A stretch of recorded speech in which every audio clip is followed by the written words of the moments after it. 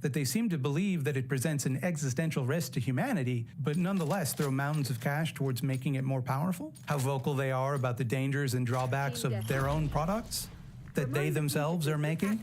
The frivolous debate over whether or not AI might rise up and destroy us leaves unspoken the assumption that it would be able to do that, and therefore is extremely powerful and capable and therefore useful to you, the consumer. That's why the focus never seems to be on this technology as it exists right now, like one might expect from someone hyping a product they want to sell you. It's all speculation about how powerful it's gonna be real soon, after a few more rounds of investment. To see what a very dumb guy trying this strategy might look like, we need look no further than Elon Musk. I predict, actually, provided we address risks of digital superintelligence, 80% probability of good, a good outcome. Look on the bright side. The cup is 80% full. Elon is very helpful in this discussion because he's so dumb that he really can't help but give the game away. In the same sentence here, he's pretending that AI is this big, potentially dangerous thing you should be concerned about. It's got a 1 in 5 chance to destroy humanity. But also, he's saying his robots are going to be the biggest product ever. I think this will be the biggest product ever of any kind. I think everyone, of the 8 billion people of Earth, I think everyone's going to want their Optimus buddy. You can tell because they used to have guys in robot suits. And we've made a lot of progress with Optimus. And as you can see, we started with someone in a robot suit, sort of that. And then we've progressed dramatically year after year. So if you extrapolate this, you're really going to have something spectacular. Do you see what I mean about how they're using the aesthetic of science and scientific research? How does one extrapolate from the data of robots having previously been fake, but now slightly less fake, but still a little fake? What numbers are we meant to associate with these things? How does one chart that on a graph? How on earth would we extrapolate that to future progress? We don't know how close your robots were to walking around when it was just guys in suits. How could we measure that? We don't know. It's nothing. What a profoundly stupid thing to say. Complete nonsense, utter baloney from perhaps the world's most frustrating man. You're just putting numbered percentages on, like, guesses they have. 80% probability of good, a good outcome. Hey Elon, how did you arrive at that 80% figure? Show me the numbers you crunched for that one, dog. Sam Altman employs a slightly more sophisticated technique when he says that ChatGPT is embarrassingly stupid compared to the hypothetical future versions that will exist later. ChatGPT is not phenomenal. Like, ChatGPT is, like, mildly embarrassing at best. GPT-4 is the dumbest model any of you will ever have to use again by a lot. He knows people aren't necessarily excited about the technology as it exists, or, you know, not like trillion-dollar evaluation excited. No, the version of OpenAI that's worth unlimited money is the version that exists in some unspecified time in the future when it becomes intelligent enough to do anything you want. This hypothetical imaginary product has unlimited ROI. And of course, right? Because it's cynical hype building, obviously. Obviously, it's a grift. But that's not the whole story either, is it? Because blind faith in technological utopianism certainly isn't limited to the useful rubes I've discussed up until this point. The owning class is just as susceptible to this kind of pie-in-the-sky wishful thinking. The only difference is that their hypothetical utopia is what's worst for everyone. Let us now discuss Mark Andreessen. Andreessen co-founded Netscape, the company who, before anyone watching this was born, used to make a web browser that was almost as popular as Internet Explorer. What a legacy. Andreessen is the co-founder of the venture capital firm Andreessen Horowitz, along with some guy named Horowitz, I imagine. That means he has his fingers in a lot of the different pies getting funded in Silicon Valley. He has a lot of power and influence over the tech sector. Keep that in mind when I say the next sentence that I'm about to say. Get ready, here comes the sentence. He also wrote the Techno-Optimist Manifesto and published it on Andreessen Horowitz's blog. It represents the clearest picture of the way the techno-oligarchs buy into the same kind of dumbass wishful thinking we've been discussing. Or, you know, will claim to.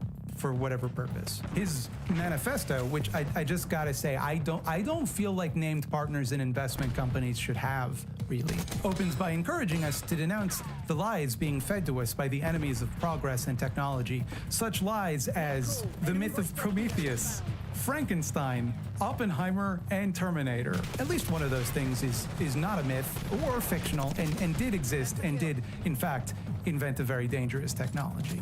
The rest are not so much lies as stories. We are told that technology takes our jobs, reduces our wages, increases inequality, threatens our health, ruins the environment, degrades our society, corrupts our children, impairs our humanity, threatens our future, and is ever on the verge of ruining everything. It's not clear to me who exactly is doing this lying or what shadowy group of elites he imagines has this anti-technology bias, a shadowy group of elites that he as a billionaire running a finance company is poised to stop. I don't think anyone other than some fringe primitivist groups would put forth the idea that technology in and of itself causes these problems. But like, I do think that everyone on Earth who thinks about it for even a second would agree that they sure can exacerbate them, man. Sure can make things worse. Do you think nerve gas can't impair our health, or that radiation couldn't be used to ruin the environment, or like automatic weapons couldn't be used to increase inequality? Are you sure? Are you sure that's your position? Anderson presents a false dichotomy wherein either you believe technology just as a broad concept has the ability to make our lives better, or you believe it's going to destroy us, kill us all, piss on your dog, stand you up to prom. There's no middle position between technology always good or technology always bad. And since we can all broadly agree that like at least some technology must be good, right? Like toothbrushes, violins, Legos, these are all good things. Some technology must be good. Then the technology bad people are a bunch of dum-dums. This stuff can be good, so we should let it be good and get out of the way. See, it's not so much that Anderson believes that technology could not be used to bad ends.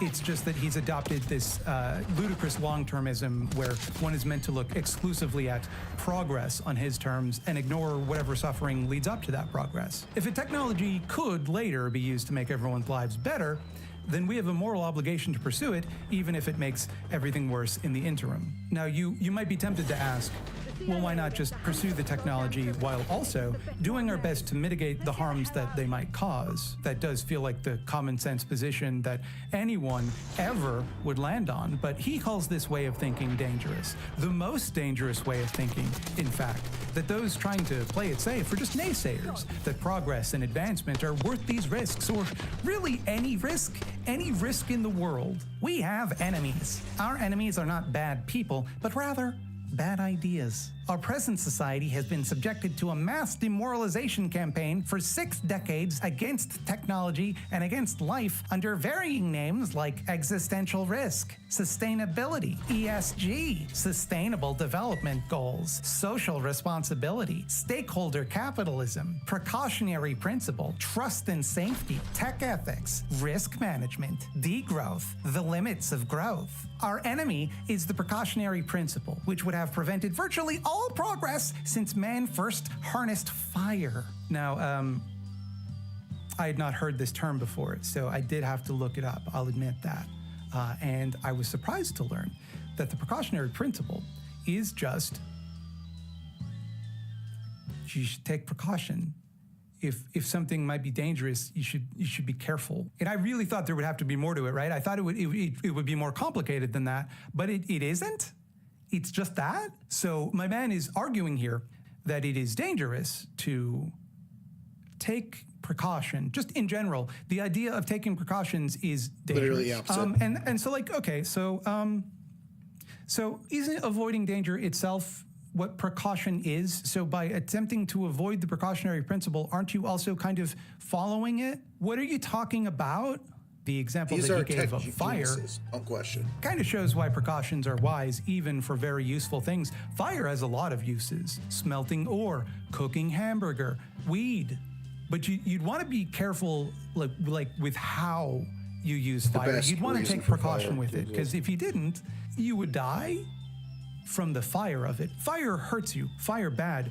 Maybe you'd know that if you'd paid more attention when you watched The Lie of Frankenstein. Anderson conflates any criticism of how a technology might be used, or the suggestion of any unintended consequences of how it might be used, with a superstitious hatred of the whole idea of technology, scientific progress, and the pursuit of abundance for all. He has to frame his argument this way for anything else he says to make sense. It still doesn't, but that's why he does this. You either want to go full bore ahead, throwing all caution to the wind, accepting any risks or drawbacks towards developing emergent technology, any emergent technology at all whatsoever, or you're a coward, blindly holding back the species from our birthright among the stars. Once again, Elon Musk, famous doofus, is also fond of this rhetoric. Everything that he doesn't like, everything that might be bad for him personally, will prevent us from becoming a multiplanetary species. He alone has the power to transform us into a galaxy-spanning Type 2 civilization, and every time you don't retweet his epic memes, humanity's spacefaring future is put in peril. One might view this as a rather self-serving philosophy for a tech mogul to have. If I were to write a manifesto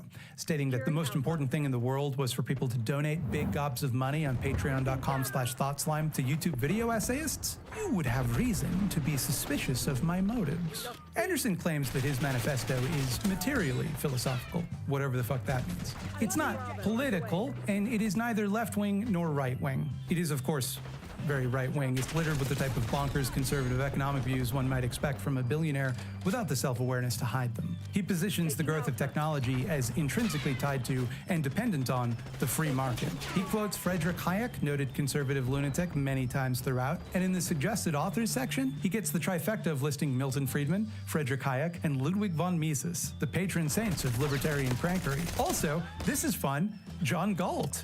The fictional character, John Galt, not Ayn Rand, the woman who wrote every single word John Galt said, but specifically, the fictional character, John Galt, deep thinker, very materialism. More troubling than that are his views on the nature of intelligence.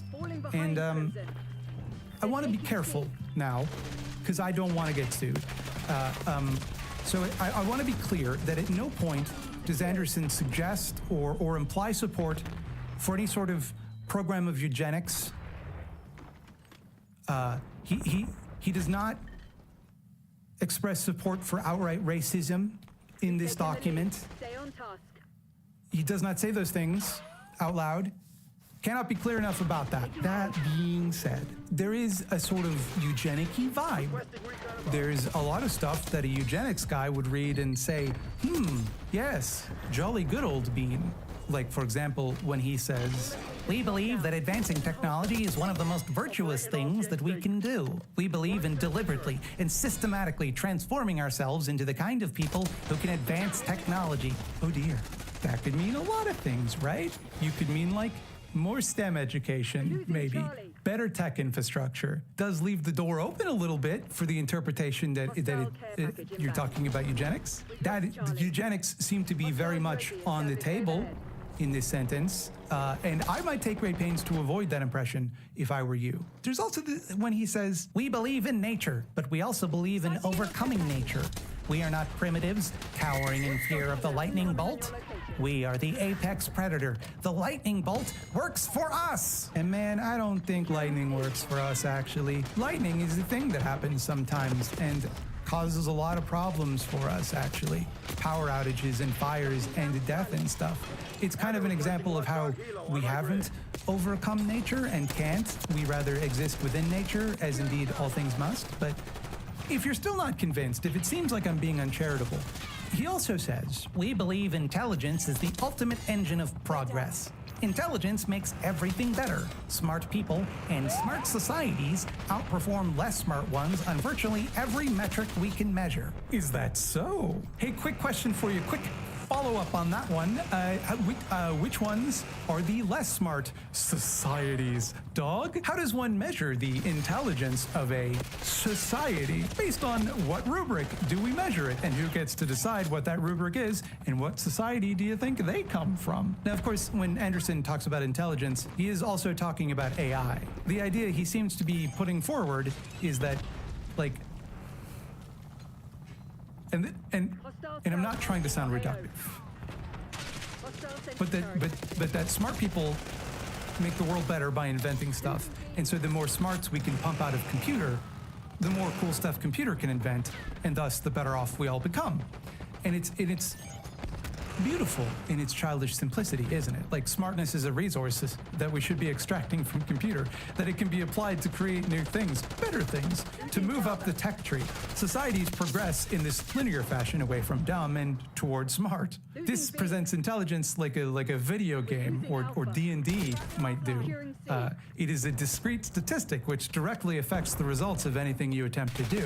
If you want to cure a disease, you calculate the difficulty of doing that and then apply your intelligence modifier to the effort required, and that determines whether or not you succeed. And I am exaggerating, of course, but like, at the same time, I'm also not really sure how else to read this. I don't know what else it could mean in context. So okay, let's put all of this together, right? Let's mash it up into one big idea ball. Humanity has a moral duty to devote itself to the development of emergent technology. Once again, just the broad concept, without concerning itself with any risks that doing that might pose, that to do anything other than recklessly pursue economic growth at all costs dooms our species to stagnation and oblivion. And the only way to pursue that economic growth is through the single-minded devotion to emergent technology. These technologies will not simply better our quality of life, but better us and transform us into a better type of life form and let us live in a paradise of our own making. Boy, when you put it all together, it feels almost like religious, doesn't it? If the rubes we discussed earlier think of this machine consciousness as a kind of ersatz god, Anderson is presenting the tech industry as the clergy to that god, the self-identified best and brightest of humanity, guiding us on this golden path towards technological superabundance. And that deviation from the path is not only wrong in a practical sense, but in a moral sense, in a spiritual sense. It lessens you.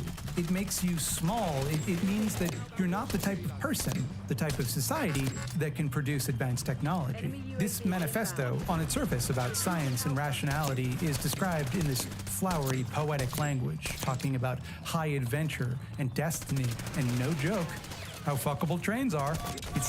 He does stop to talk about how fuckable trains are. I chose to talk about Anderson today because his manifesto is very, very funny. Very funny to me. He wants to fuck trains. It's full of purple prose, and it makes him sound like someone who is both out of touch with reality, but also possesses no imagination. Make no mistake, though, he's hardly the only example of this techno-optimist oligarchy attempting to shape the future of humanity to fit this grandiose dystopian science fiction project. Look at Peter Thiel, another billionaire tech mogul who expressly wishes to end democracy in lieu of some sort of techno-meritocratic authoritarianism. One of his pets is going to be the vice president. Look at Elon Musk, perhaps history's greatest dipshit, working overtime to make himself king of whatever little kingdoms he can accrue, whether that be buying social media sites so that people don't make fun of him anymore, or trying to convince his various brood wives to live with him in a secure compound. He's going to be an important guy in the government now. All of them seem to think, or at least want you to think, that the AI technology they have some part in developing is going to reshape the world. It's going to change everything, and you have to be ready for it. And at the one hand, I do want to laugh it off, right? Because the technology that they're proposing, that they're imagining, it's so ludicrously out of sync with reality. Like, I don't think they really buy into their hype this much. Do I care if they speak for a god who can't really do anything important? A god whose biggest accomplishment is convincing boomers on Facebook that it's their birthday and nobody showed up. I don't think there's going to be a machine superintelligence, at least not the way that they seem to, and certainly not soon. So who cares, right? This technology is bad and doesn't work very good, and so eventually it's going to go away. No, I'm sorry, but I don't think it's that big tech does think that LLMs or transformer architecture or any of this shit works as intended. They don't think that AGI is right around the corner. I mean, Elon Musk might, but the rest of them can't be that dumb. Rather, these LLMs working as intended is orthogonal to their goals. The important part is simply that these systems could, in theory, be used to do a human being's job cheaply. Whether it actually does that job competently enough is a moot point. If it does a bad job at a profit, more quickly, more cheaply, they don't see that as something to be corrected. That's good enough. Job done. And if it doesn't, if it does that job so incompetently, slowly, and expensively that it's at a loss, that's progress, baby. Iterate forward. You know, it's like important to ship early and often. Now, whether or not we actually get to that point where these things could do like a meaningful portion of people's jobs at a profit is, as of yet, an open question. I'm of the opinion that this type of software will remain so hilariously bad at everything it tries to do that any attempt to use it for something other than an amusing novelty will cost more than it generates in value. It causes too many problems for them to fix. It's too unwieldy and inefficient. And I think even the meager goal of being passable to get by is wildly optimistic, at least for the foreseeable future.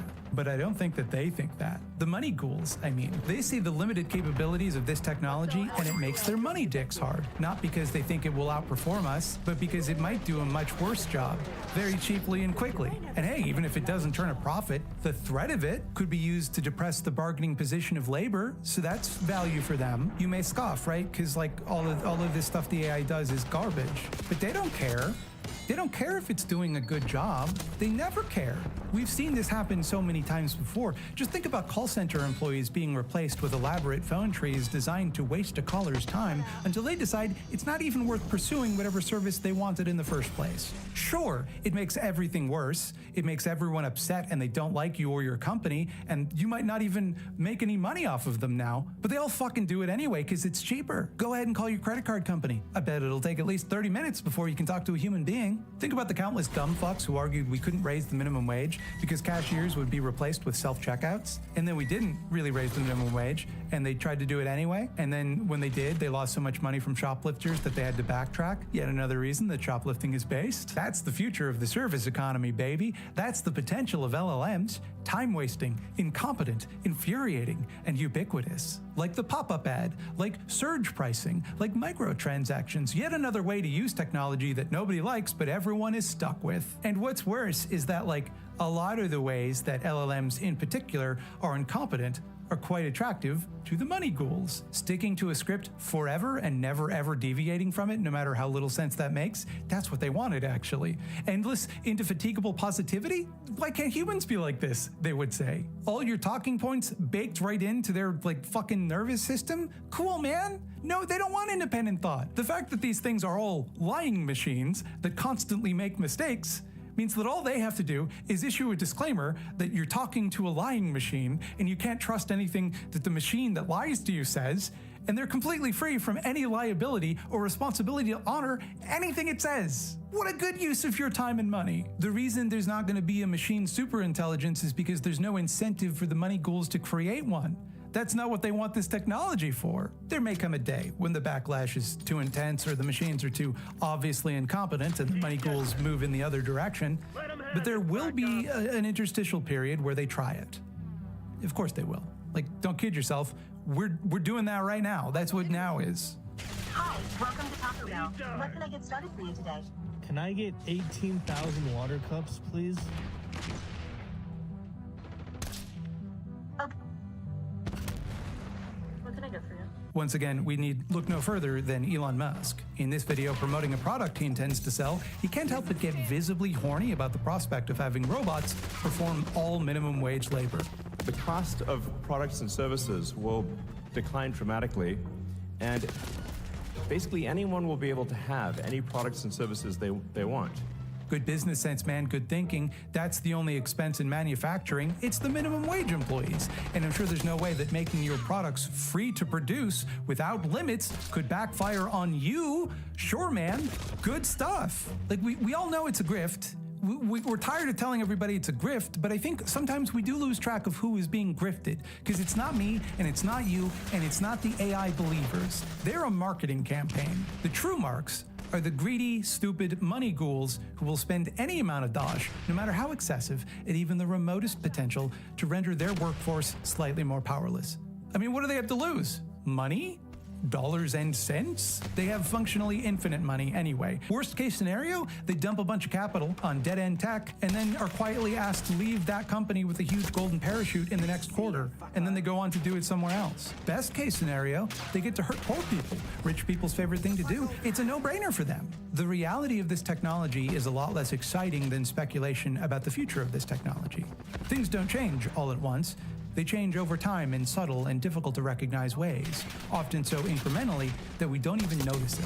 The difference between an iPhone 15 and an iPhone 16 is trivial. Maybe the camera is better, maybe it's got a slightly faster processor, but the difference between an iPhone 16 and an iPhone 1 is astronomical. They're barely recognizable as the same product. Now, like, who knows, right? There could come a time when something similar to the AI software we have now does indeed change our lives dramatically. I think it's kind of pointless to speculate into the far future about a thing that we didn't even know existed like 4 years ago. It could hit a brick wall tomorrow, the fountain of money could dry up, we could engage in some sort of Butlerian jihad, or maybe the god in the machine is going to wake up tomorrow, he's going to become self-aware, Skynet's going to activate, who the fuck knows? But you should be skeptical of anyone who tells you that something exciting and dramatic is just around the corner. Everything's going to change, and only they see it. I guess what you could say is that maybe the real artificial intelligence is the friends we made along the way. I guess what you could say is maybe the real artificial intelligence is the love in our hearts for one another. I guess what you could say is maybe the real artificial intelligence, maybe the largest language model, is Jesus. I guess what you could say is that computers, I think my point in making this video is, you know, a lot of words. It's a lot of words. Did you ever see the movie Short Circuit 2? That had an AI in it. Johnny Five. Funny little robot guy. There's a spy in our ranks. Watch your six. Sleep is down. TACOM, get a UAV in the air. Anyway, did you hear that there was some blowback in the USA? Well, not really blowback, because I don't really think that either of the guys who did attacks in the last couple of days did it because they're outraged about Gaza or anything. One guy who blew up a Tesla Cybertruck outside Trump Tower, but that guy was like an active duty military intelligence guy who do not fucking know what that was about. And the other guy who was also an active duty military guy, but has an Arab name and had an ISIS flag, and apparently also wasn't a Muslim and recently converted to Islam a year ago, and then drove a car through a Christmas market. So that's weird. Oh, no, a New Year's celebration. But he was like still in the military. Like his still active job on LinkedIn, I believe, was some military role. Suspect inspired by ISIS, which is still funny that they're going with this, given that ISIS, for all intents and purposes, barely even exists outside of Africa, which isn't even, you know, the actual main ISIS group. So he was a US-born citizen from Texas named Shamshud Dinjabar, and he had like an ISIS flag, and apparently he had recently converted to Islam and all that stuff. But he was also, was a US military veteran who recently converted to Islam, according to this New York Times article, and then drives a car into a Christmas market. Honestly, seems like a psyop to me. New Orleans attacker discussed plans to kill his family and join ISIS in chilling recordings, and having dreams that helped inspire him to join us. This just sounds like your typical mass murderer guy who claims to have visions or whatever that told him to do it. Except in this case, he latched on to the boogeyman in the US. This is a fucking army veteran who killed Muslims in Afghanistan, and he wasn't Muslim himself. And his brother said he's never understood what it meant to be a Muslim. He was never religious or anything like that. He served in the military and was deployed to Afghanistan. And in 2020, he was a real estate agent, apparently. This just sounds like someone who got divorced and turned to the closest thing he could find, which in this case was ooh, radical Islam. That's hated here, isn't it? Time to do a terrorist attack. And it was interesting because people were saying that the same company that rented him the car using that attack also rented the Tesla Cybertruck that blew up outside Trump Towers. And that was the story behind that one's completely different. It was a guy who claimed to have been involved in military intelligence who had knowledge of like UFOs, and he claimed like the recent drones over parts of the US and US military bases in Europe are actually like Chinese drones with a special new kind of propulsion that no one knows exists yet except the US military and China, which, you know, doesn't sound, you know, I would take that with a grain of salt, given that he was clearly not in a good place, given that he just suicide bombed Trump Tower in a Tesla Cybertruck, which I think is as good a sign as any that you're not really well in the head. But it's kind of just seems like two very weird coincidences that these, what seems to be two attacks. Obviously, the New Year's attack was, the car attack was an attack, but the second one, like, why would you just blow yourself up outside of Trump Towers with an improvised bomb that clearly was not very effective in a Tesla Cybertruck and not really kill anyone or do anything like that? Maybe they knew each other or something and we don't know about it yet. Maybe it's two false flags, like victims of MK Ultra. Who knows? You never know. It just seems very fucking suspicious that these seemingly unrelated attacks were both carried out with vehicles rented from the same provider within 24 hours of each other, both by military. One was active military, the other was a veteran, who are apparently both from the same area as well. So maybe calling it blowback is a bit inaccurate. I don't think guy who just converted to Islam a year ago, according to himself, and like thought that he had visions to tell him to do ISIS terror attacks, is particularly concerned with US foreign policy when carrying out those attacks. But it could also just be like a pre-Trump false flag being carried out in order to legitimize like a future Trump scare campaign against Muslims, which it may be, honestly. Gotta love the American repurposing of anti-Semitism to use against Muslims, all in service of defending the mighty Israel and legitimizing their imperialism overseas. Hallelujah.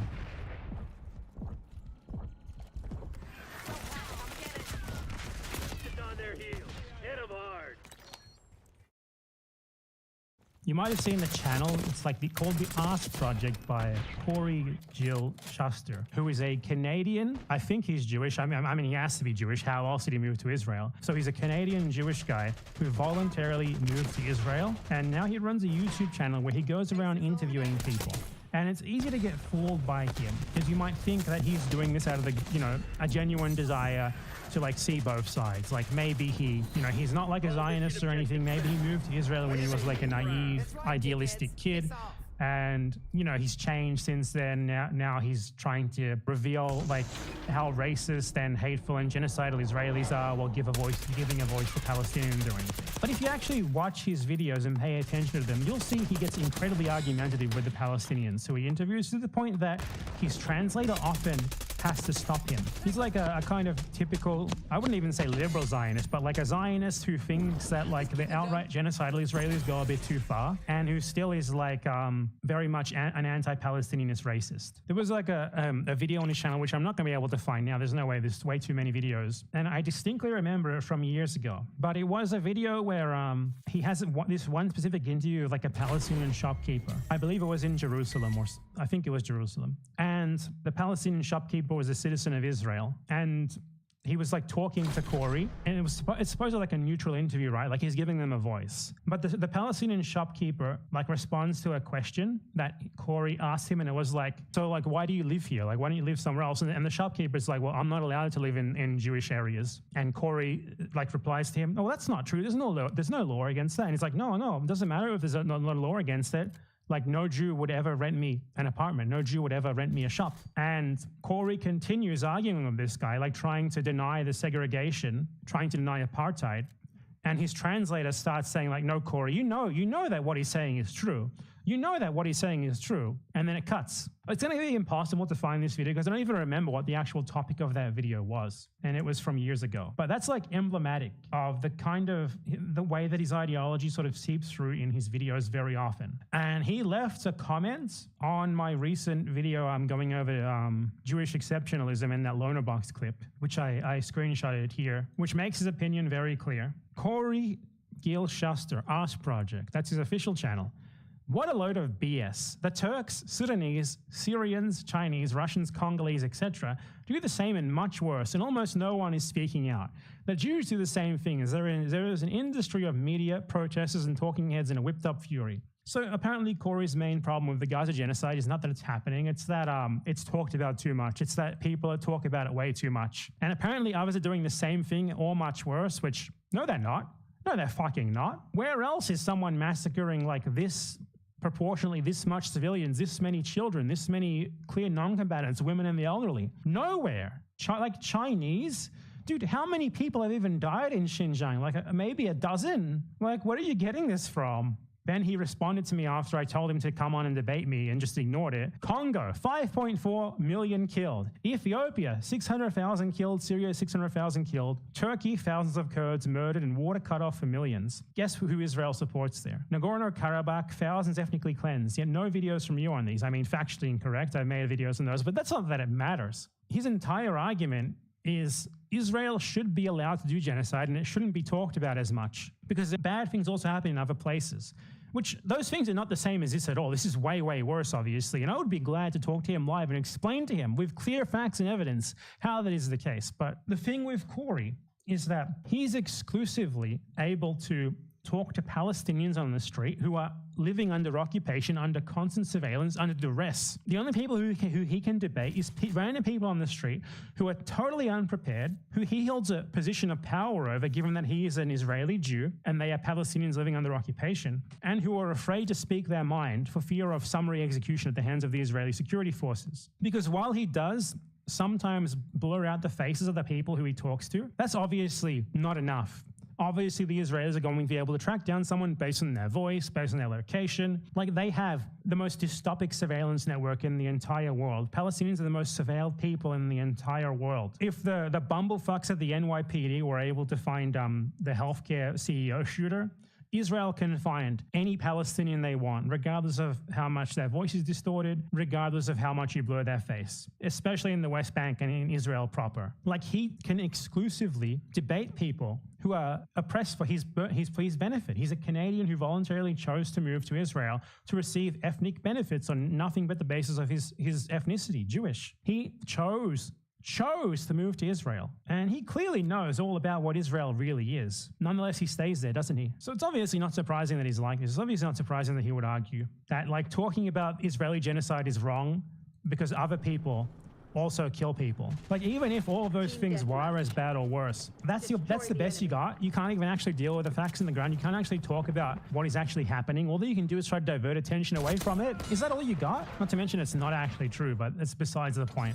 So yeah, that is what this guy is. Don't be fooled by his videos where he like interviews genocidal Israelis and lets them speak freely. Don't be fooled that means that he is like pro-Palestine or anti-Zionist, because he's absolutely not. And I think that already should have been pretty evident if you actually watch the videos where he talks to Palestinians, because you have to consider, for one, he gets editorial control. He gets control over what gets included in the final cut. If he loses a debate, obviously he's probably not going to include it in the video. And besides that, even what he does include in the video makes it clear what he really believes, because he constantly argues with people. He constantly like tries to refute them. He constantly tries to paint them in a negative light. He asks them, leading questions to try and get them to say what he wants them to say, to make them look bad. So again, if that somehow wasn't already obvious to you, it should be obvious now from those comments.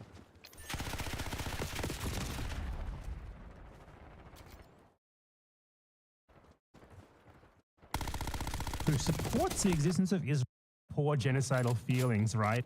So the Gaza genocide has offered people who have previously been Zionists an opportunity to sort of rebrand and clean up their image and act like they have always been pro-Palestine, just because they happen to be on the right side of this one event that what they did previously helped to cause, helped to enable. Because it's so easy to say, oh, it's wrong to massacre children, as Israel is doing. Less easy to do was to previously be against everything that led to this happening. And one of those people, one of these liberal Zionists who is now basically experiencing a massive resurgence and a whitewashing of their previous image, thanks to the Gaza genocide, is Owen Jones. Owen Jones is a lifelong Zionist, very much so. Someone who has always supported the existence of Israel, who has always supported the two-state solution, who has always been far more concerned with the feelings of Zionist Jews than he ever has with the Palestinians who they massacre. Someone who has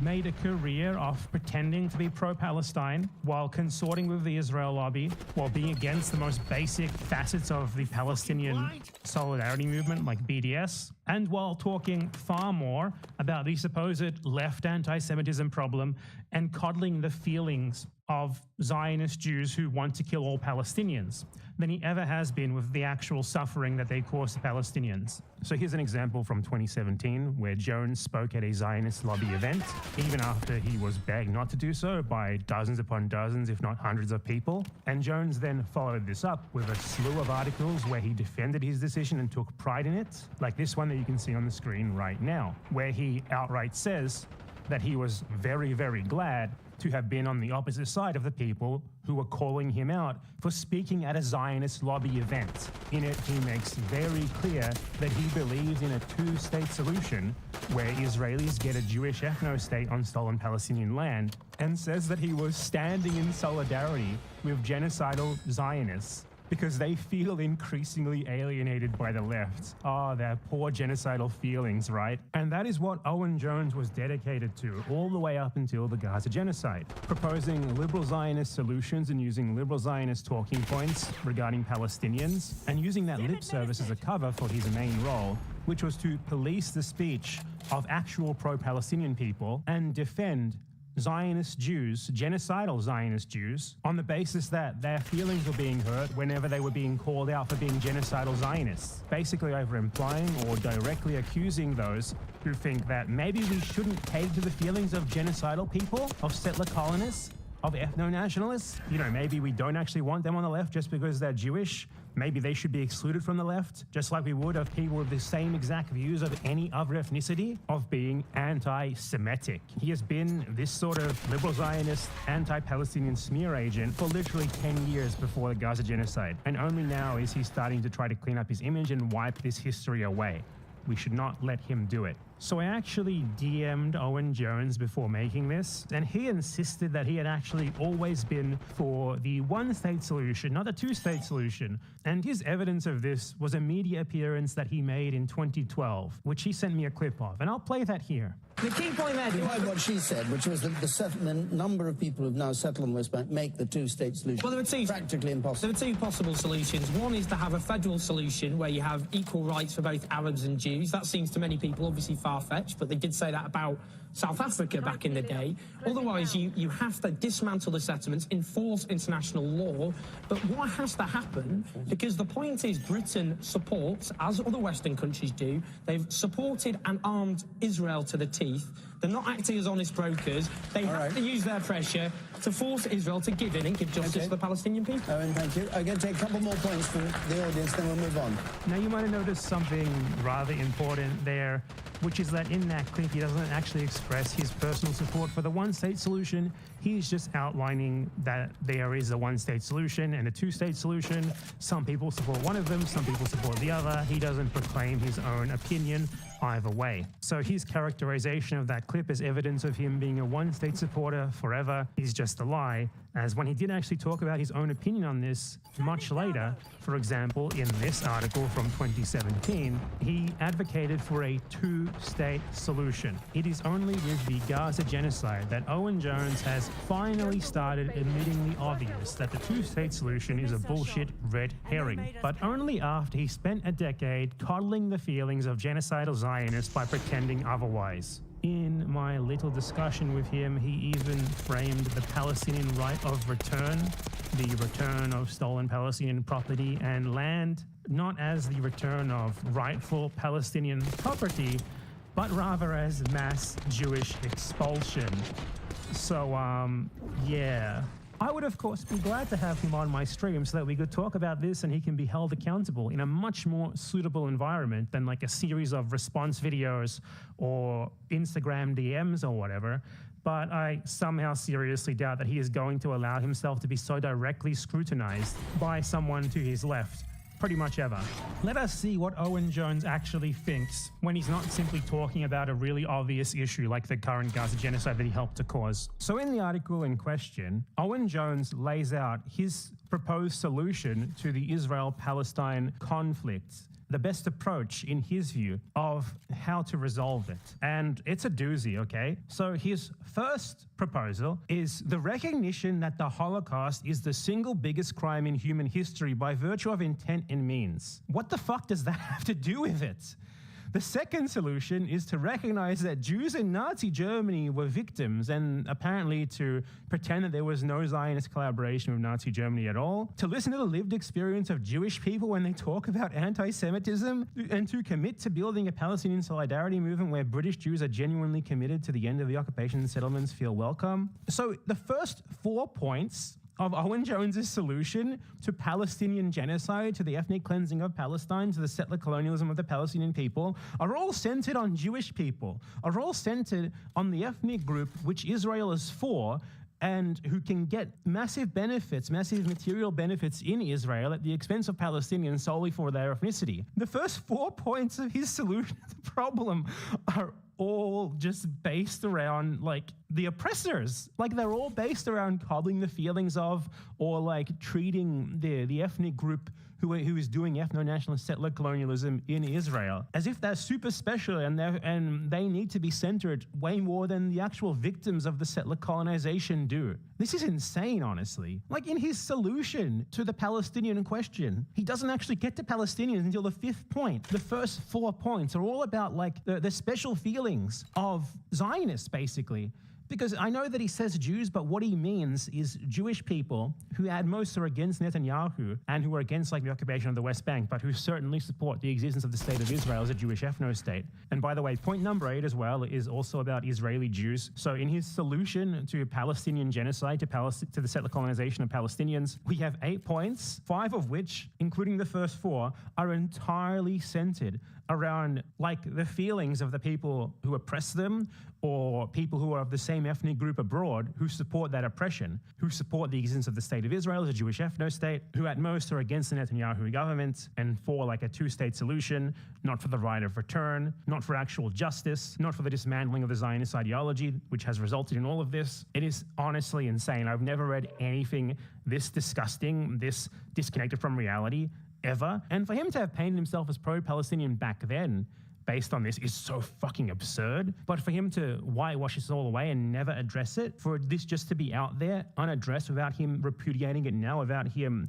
saying, sorry, I was wrong, is insane. He has always, always, always been about coddling the feelings of people who support the Israeli state, who support its settler colonization, who do not want to resolve the core problems of the Palestinian question, which are settler colonial dispossession, including within the borders of Israel, not simply in the West Bank, and the massively genocidal current in Israeli society, which includes the liberal Zionists who Owen Jones loved so much back then, and who I would wager he's still cushy with now. Here's the thing, okay? You should care as much about what Jewish people think about Israel and Palestine solely on the basis of their ethnicity as you would what a German in 1939, 1940, 1941 thought about Nazism, centering people of the ethnicity that an ethno-nationalist settler colonial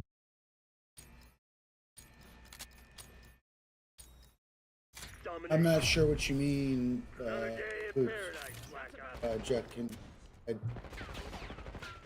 Jankinab? Bro, free my boy. Israel, they line. Wait. Let me clarify. I can't tell if this is a supporting Israel or saying that Israel's lying. I'm not sure what you mean. Ideology is for in discussions of said ethno-nationalist settler colonial ideology and its victims is an absurdity. Israel is a state that is for Jews, by Jews, at the expense of Palestinians. If people who are of the same ethnicity that state is for think or don't think that it's great or not, I don't care.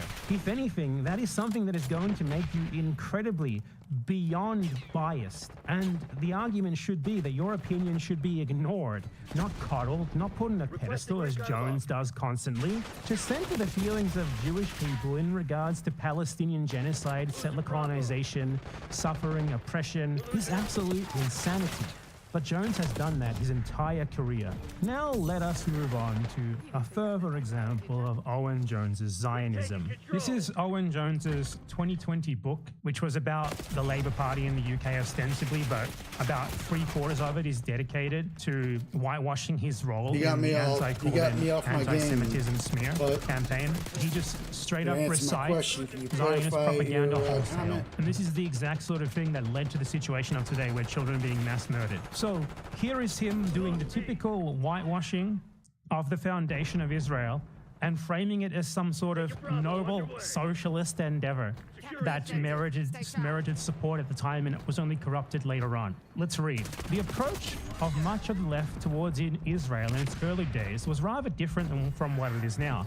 The Soviet Union and with it the international official communist movement supported Israel's foundation in 1948 and initially provided it with military support. After the calamity of the Holocaust and the extermination of 2/3 of European Jewry, Zionism, long controversial among the Jewish diaspora, became a dominant idea among Jews. There appeared to be an incontestable need for a Jewish homeland, and the state's founders blended their Zionism with socialist rhetoric. The collective communities of the kibbutzim seem like incubators of a new socialist society. Those who were regarded as the torchbearers of the labor left, like Tony Benn and a bunch of other people who don't merit mentioning, were strong champions of the early Israeli state.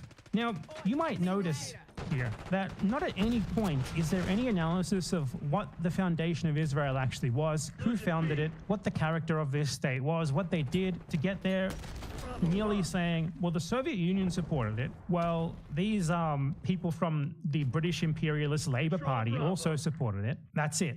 That's the argument that he makes. You know, the Soviet Union supporting the foundation of Israel, saying that as if like the Soviet Union would support things based on an ideological basis rather than foreign policy interests, not even conceiving of that as a potential reason for that. Like no actual analysis of the supposedly socialist character of this state based on the facts, based on the material reality, purely just an appeal to, well, these people thought it was good, ergo it was good. Now this is a typical whitewash used by liberal Zionists, where they try to frame Israel as a noble endeavor that just went bad later on. When obviously this is completely erasing the fact that Zionism is a movement of settler colonialism that existed 6, 7, 8 decades before the Holocaust that he links to its founding, which is obviously not the case. Zionism was a colonial movement described by its leaders, by its founders, as a colonial movement from the very beginning. And he mentions like this sort of socialism without mentioning the fact that in order to have this supposed socialism, which was nothing more than a couple of communes and welfare programs, it was all only for one ethnicity. It was only for Jews who moved there, who killed the people who were there, who expelled the people who were there, who took their land and excluded them from this supposedly utopic socialist society. And he leaves all of that out to frame what could best be described as national socialism, as in socialism, though it's not socialism even on that, even if we just analyze the economics of it, but ignoring that, even if we accept this idea that it was somehow like a anarchist commune, a socialist commune or something, it was only for one race, it was for one ethnicity, and everyone else was expelled, excluded from this. Owen Jones leaves that part out to frame it as some sort of noble socialist endeavor that only lost its way later on. Everything about what Zionism was, what it wanted to do, what it did do, is completely erased. And Zionists are framed as well-meaning people who simply lost their way later on. What changed? In the ensuing decades, national liberation struggles against Western colonial oppression, notably the French in Algeria and the US in Vietnam, ignited the imagination of much of the radical left. I mean, no, nothing changed, nothing materially changed. It was all the same from the very beginning. Israel was a settler colonial endeavor from the very beginning. And he's going to explicitly argue later on here in this passage that it was not a colonial endeavor, which, just wait for that one. He claims here that it was the 1967 Six-Day War which led to the Israeli annexation of Palestinian lands in the West Bank and Gaza. Only then did Israel come to resemble a colonial occupier. So we should ask the question here of this liberal Zionist narrative. What exactly did Israel do in 1948 then? What did the Zionists do even before that? That wasn't colonial occupation? To expel and murder almost 1 million people from their lands and take it for your own exclusive racial use as like invaders to the land?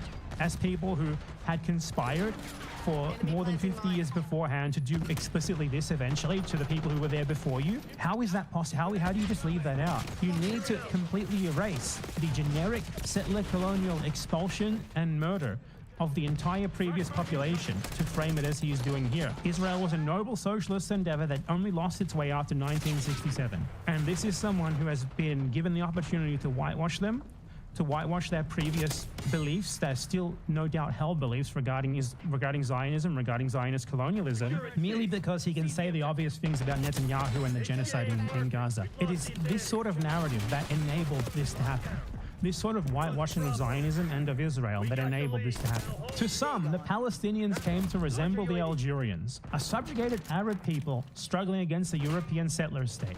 What the fuck else was it exactly? How was it not exactly that? With the right-wing Likud party in power, Israel jettisoned its original socialist principles. Does anyone else love socialist mass ethnic deportation, land theft, murder, and colonization? That's what socialism is to Owen Jones. There is somehow not a single mention of any of that in here. In this entire book, in fact, the only time that Jones mentions the 1948 expulsions is when he talks to a Palestinian once or twice just to put it in there so that he can't be accused of not having done so, and he quotes them mentioning it. He doesn't actually mention it in himself, in his own narrative, like this part. So he frames Israel as a noble socialist endeavor, erasing the Nakba, erasing the colonialism, erasing everything about it being a generic European settler colonial style enterprise, which was based around the replacement of the original population with settlers from elsewhere. He erases all of that to frame Israel as a noble socialist endeavor led astray only by Netanyahu's Likud party. So in this next segment here, he basically whitewashes what anti-Zionism is and should be, which is obviously for the entire land. People like him exclusively talk about the West Bank and Gaza in the terms of colonialism and international law and being wrong. But ask him what he thinks about Palestinians returning to their land stolen from them by Israel in 1948 in so-called Israel itself. He'd be against that. Yet while the brutality of Israel's occupation of Palestinian lands is undeniable, the situation was and is fundamentally different from those progress of European settler colonialism. So I will spoil this for you, though I will read it after I spoil it for you. He's arguing that Jews can't do colonialism. That's it. It's a Jewish exceptionalist argument where it does not matter what the actual circumstances on the ground are. What matters is who is doing the colonialism. According to Owen Jones, a Zionist, what matters to brand something settler colonialism is not to look at it and not to say, okay, is this a project where one group is attempting to eliminate and expel the other group to take the land for themselves and literally settle and colonize it and form a new society on the ashes of the other? Because that is what settler colonialism is in a nutshell. And to analyze that, to decide whether something is settler colonial or not, you would simply look at it and ask that question. Is that what it is? Obviously, that is what Israel is. But what Owen Jones does is he appeals to the identity of the settler colonists to try and frame him as special and thus excluded from the label, a labeling of a material reality of a circumstance that they impose upon others, purely on the basis that they are of a special magical ethnicity that should not be branded with such phrases. So he continues, in those horrors, Europeans arrived to plant flags to claim land on behalf of their own states, while Israel's founders were fleeing the flags of their own nations. That doesn't matter, for one. For two, it's simply not even true. It's simply not true. Israel's founders arrived before the Holocaust began. Israel's founders, many of them, had never even meaningfully experienced anti-Semitism. The idea that Israel was like a nation for refugees, which, to be clear, would not exclude it from being settler colonial and innately unjust in the first place, because it's a project of ethno-nationalist settler colonialism to get rid of the people who were there beforehand and completely replace them. Steal their land. That's not okay just because you are a refugee. But the founders of Israel weren't refugees. The founders of Israel were ethno-nationalists. Ethno-nationalists, settler colonialists, ideologues who wanted to get rid of what was there and create their own society only for themselves on a racial, ethnic basis. So this is simply wrong. Rhodesia was not founded by survivors of the genocide who had already suffered 2 millennia of persecution. Israel was both a state founded by victims of unimaginable horrors seeking a refuge, and a state in which many saw the characteristics of old-style settler colonialism. It doesn't matter what it was founded by, but it was factually not founded by victims. Israel was factually founded as an ethno-nationalist project of European-style settler colonialism that had been planned for more than 60 to 70 years at the time of its founding. So this is just a lie. The founders of the Zionist movement literally described it as colonialism, positively so.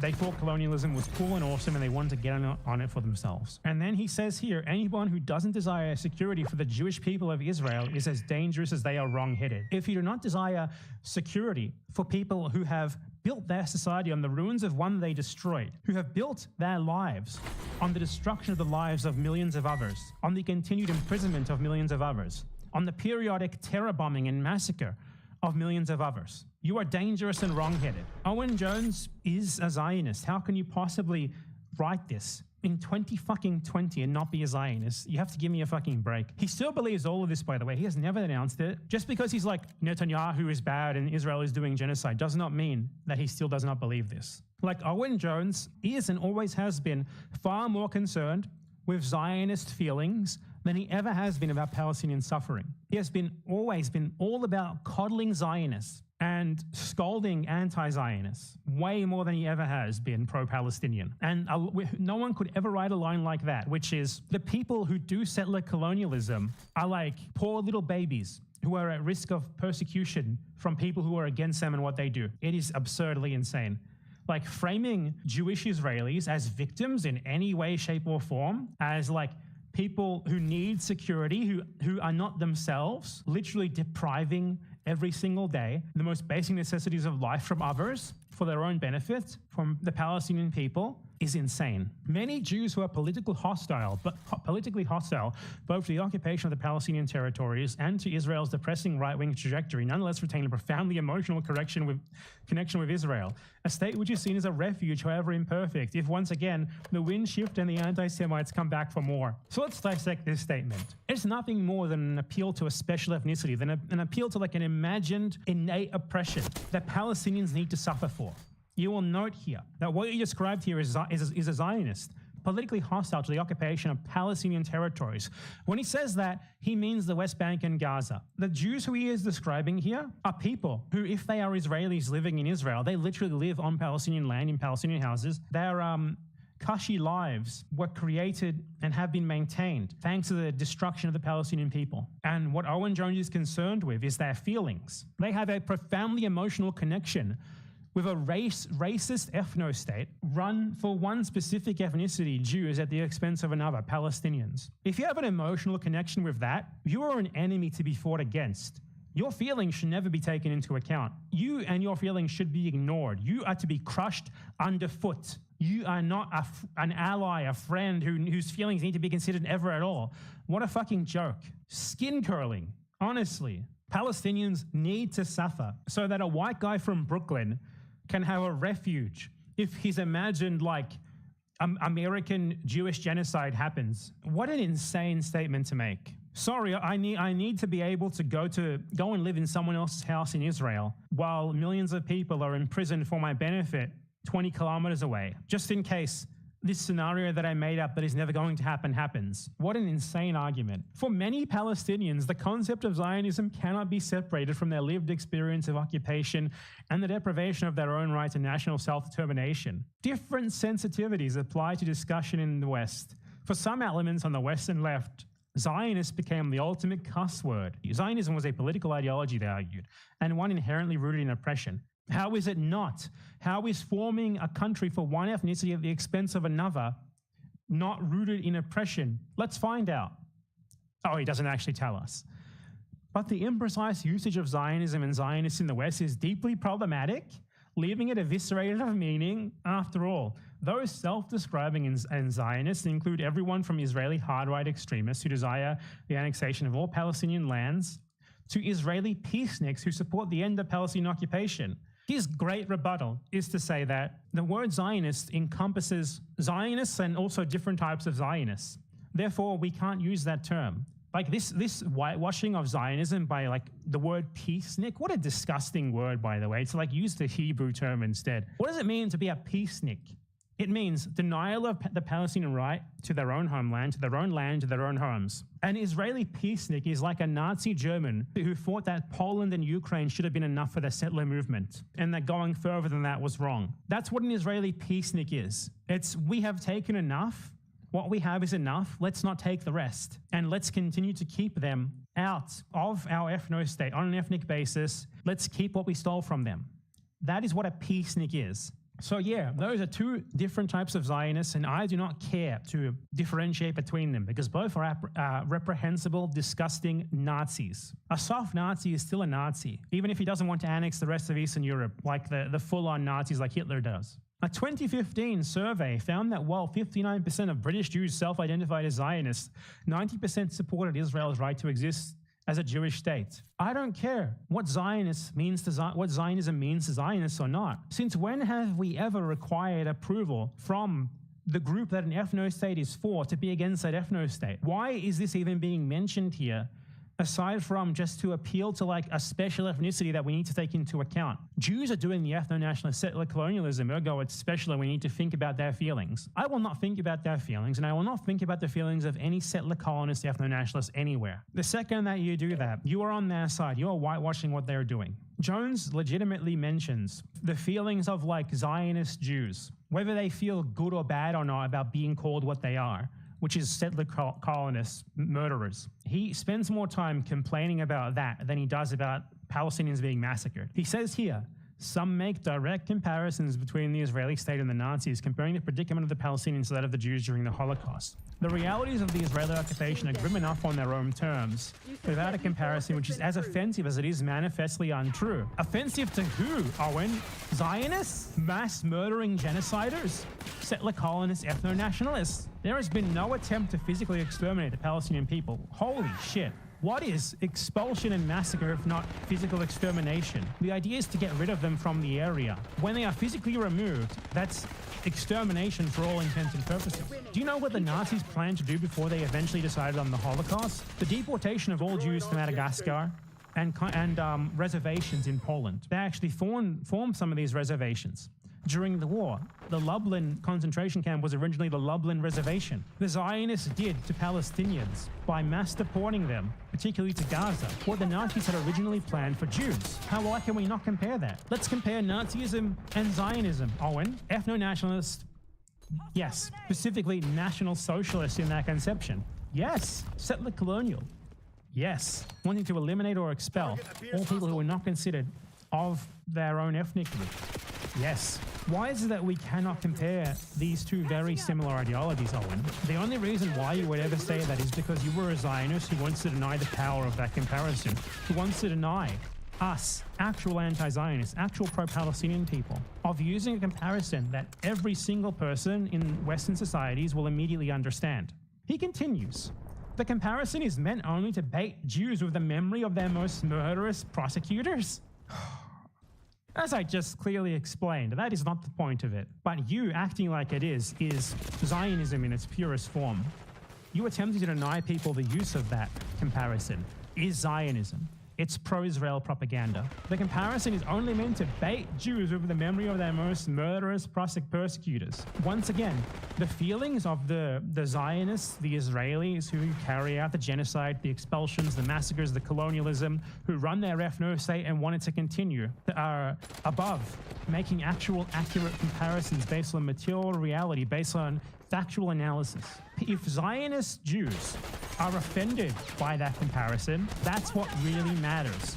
Owen Jones is here to defend the feelings of the genocidal, ethno-nationalist settler maniacs. You will notice that throughout this entire passage that we have gone over here, at no point does Owen Jones ever actually make a real like analysis of the facts. The only arguments that he made are basically they are Jewish, they are special, they are magical, they are oppressed, ergo, you cannot call them these things. You know, even if you have analyzed the facts and you are saying these things based on those facts, like saying that Israel is settler colonial, saying that Israel is similar to Nazism, that is wrong because they are Jewish.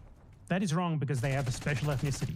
That and his other argument is basically Israel was socialist while erasing the Nakba, while erasing the literal fucking mass ethnic expulsion of everyone who was there, almost everyone who was there beforehand, the destruction of their society and its replacement with a European-derived new one, exactly the characteristics of settler colonialism. He nonetheless does nothing but appeal to like a couple of Labour politicians and the Soviet Union having supported the foundation of Israel, and that is his evidence for it being socialist and good, and his justification for erasing the Nakba and everything else. So Owen Jones is someone who, in the service of whitewashing Israel, has even whitewashed Zionist Nazi collaborators in the past.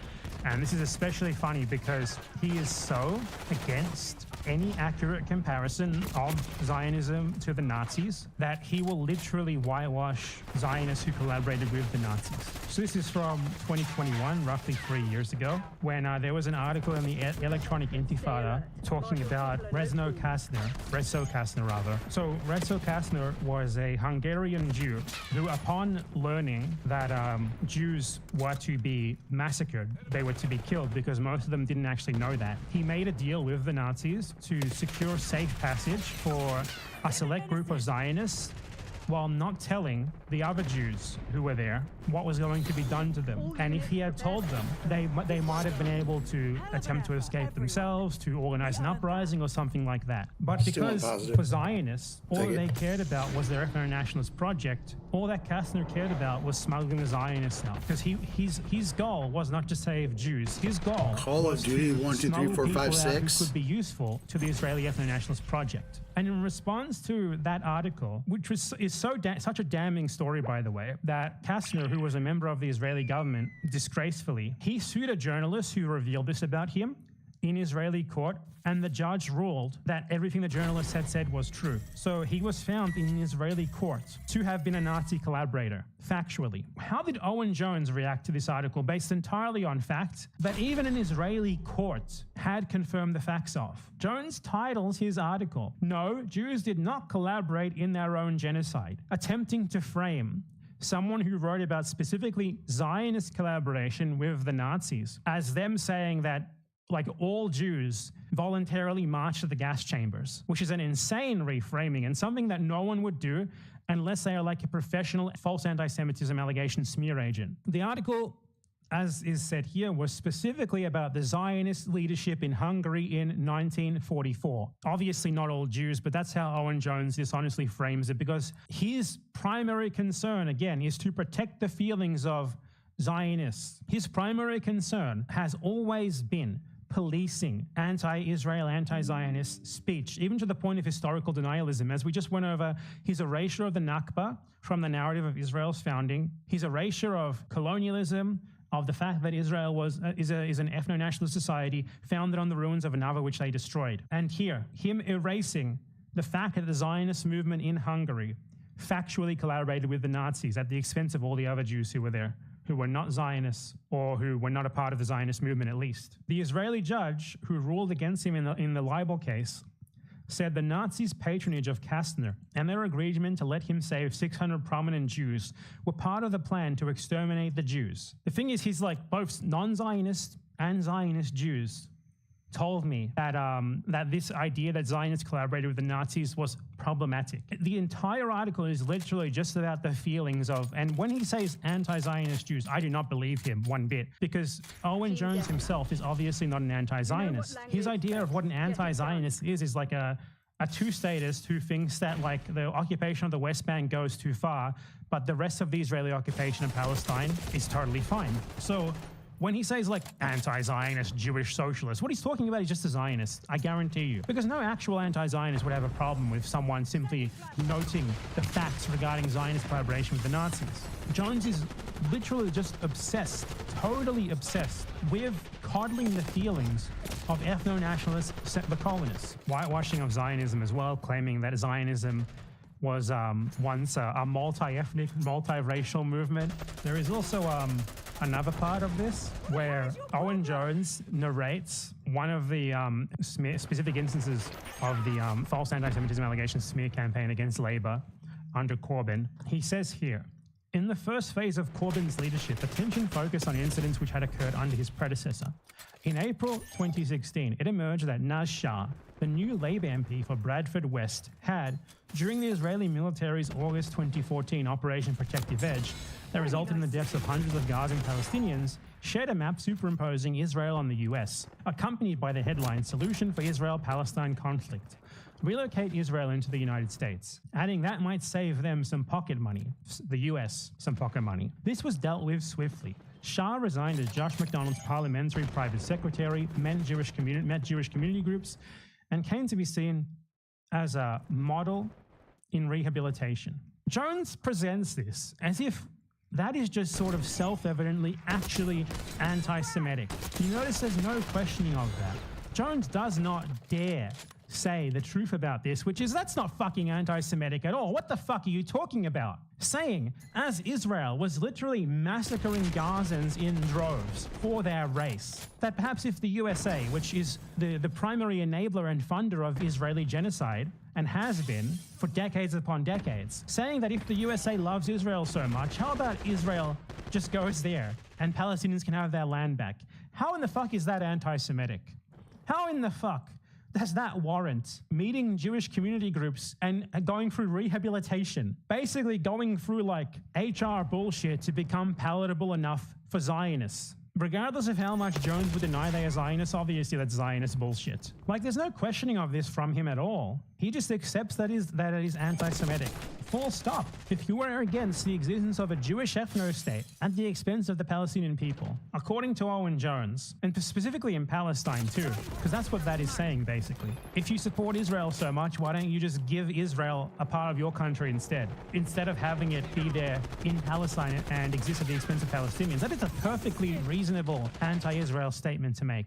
But Owen Jones just presents that uncritically as if it's self-evidently anti-Semitic. There is no questioning of that at all. So this is just a limited selection from that one book and one article. There is way more on this. This is what Owen Jones has always been, a liberal Zionist who supports the existence of Israel as a Jewish ethno-state, who simply thinks that Israel goes too far in its occupation of the West Bank and its periodic attacks and now genocide in Gaza, who has whitewashed Israel as a noble endeavor from the very beginning, that rather than being obviously innately genocidal and innately settler colonial in its very conception, merely was led astray by extremists later down the line. People like this have enabled what is happening today. Owen Jones, him writing stuff like this is what has enabled what is happening today. Him not only denying the real nature of Israel, not only denying history, but actively scolding those who do not deny it. That is what has enabled this. He has not only denied it, but he has tried to shut down discussion of it with false anti-Semitism allegations. He and others like him, don't just think this is only him, but he and others like him have long been far more concerned with the feelings of people who are either Zionist Jews who are themselves genocidal victimizers of Palestinians and whose feelings should not be taken into consideration ever at all, or other Zionist Jews who, in spite of Owen's ridiculous characterization of Zionism, are still Zionists. Because obviously you're a Zionist if all that you're against is the occupation of the West Bank. You can still be a Zionist and be against Netanyahu.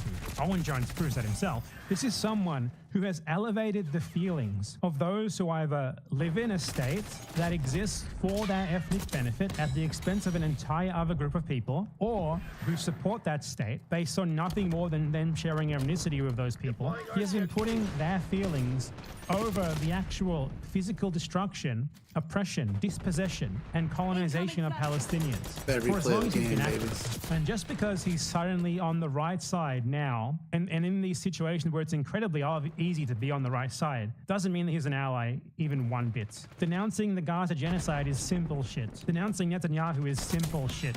What actually takes courage is denouncing and accurately describing why these things can happen. Why someone like Netanyahu was inevitable. Why this sort of whitewashing about the true nature of Israel got us to where we are today. Owen Jones's role and the role of many others like him has always been to provide a left-leaning sort of veneer on the settler colonial state of Israel to justify its existence and to frame what is actually a victimizer population as victims. To even be talking about anti-Semitism in the context of Israel-Palestine, outside of the very obvious instances of it, like, you know, like actual neo-Nazis who just pretend to care about Palestine because they're anti-Semites. Outside of like that is a pure red herring designed to distract attention from what is factually happening there, which is Israel is a Jewish ethno-state solely for the benefit of the Jews who live there, that exists in order to oppress another ethnic group for the benefit of those Jews.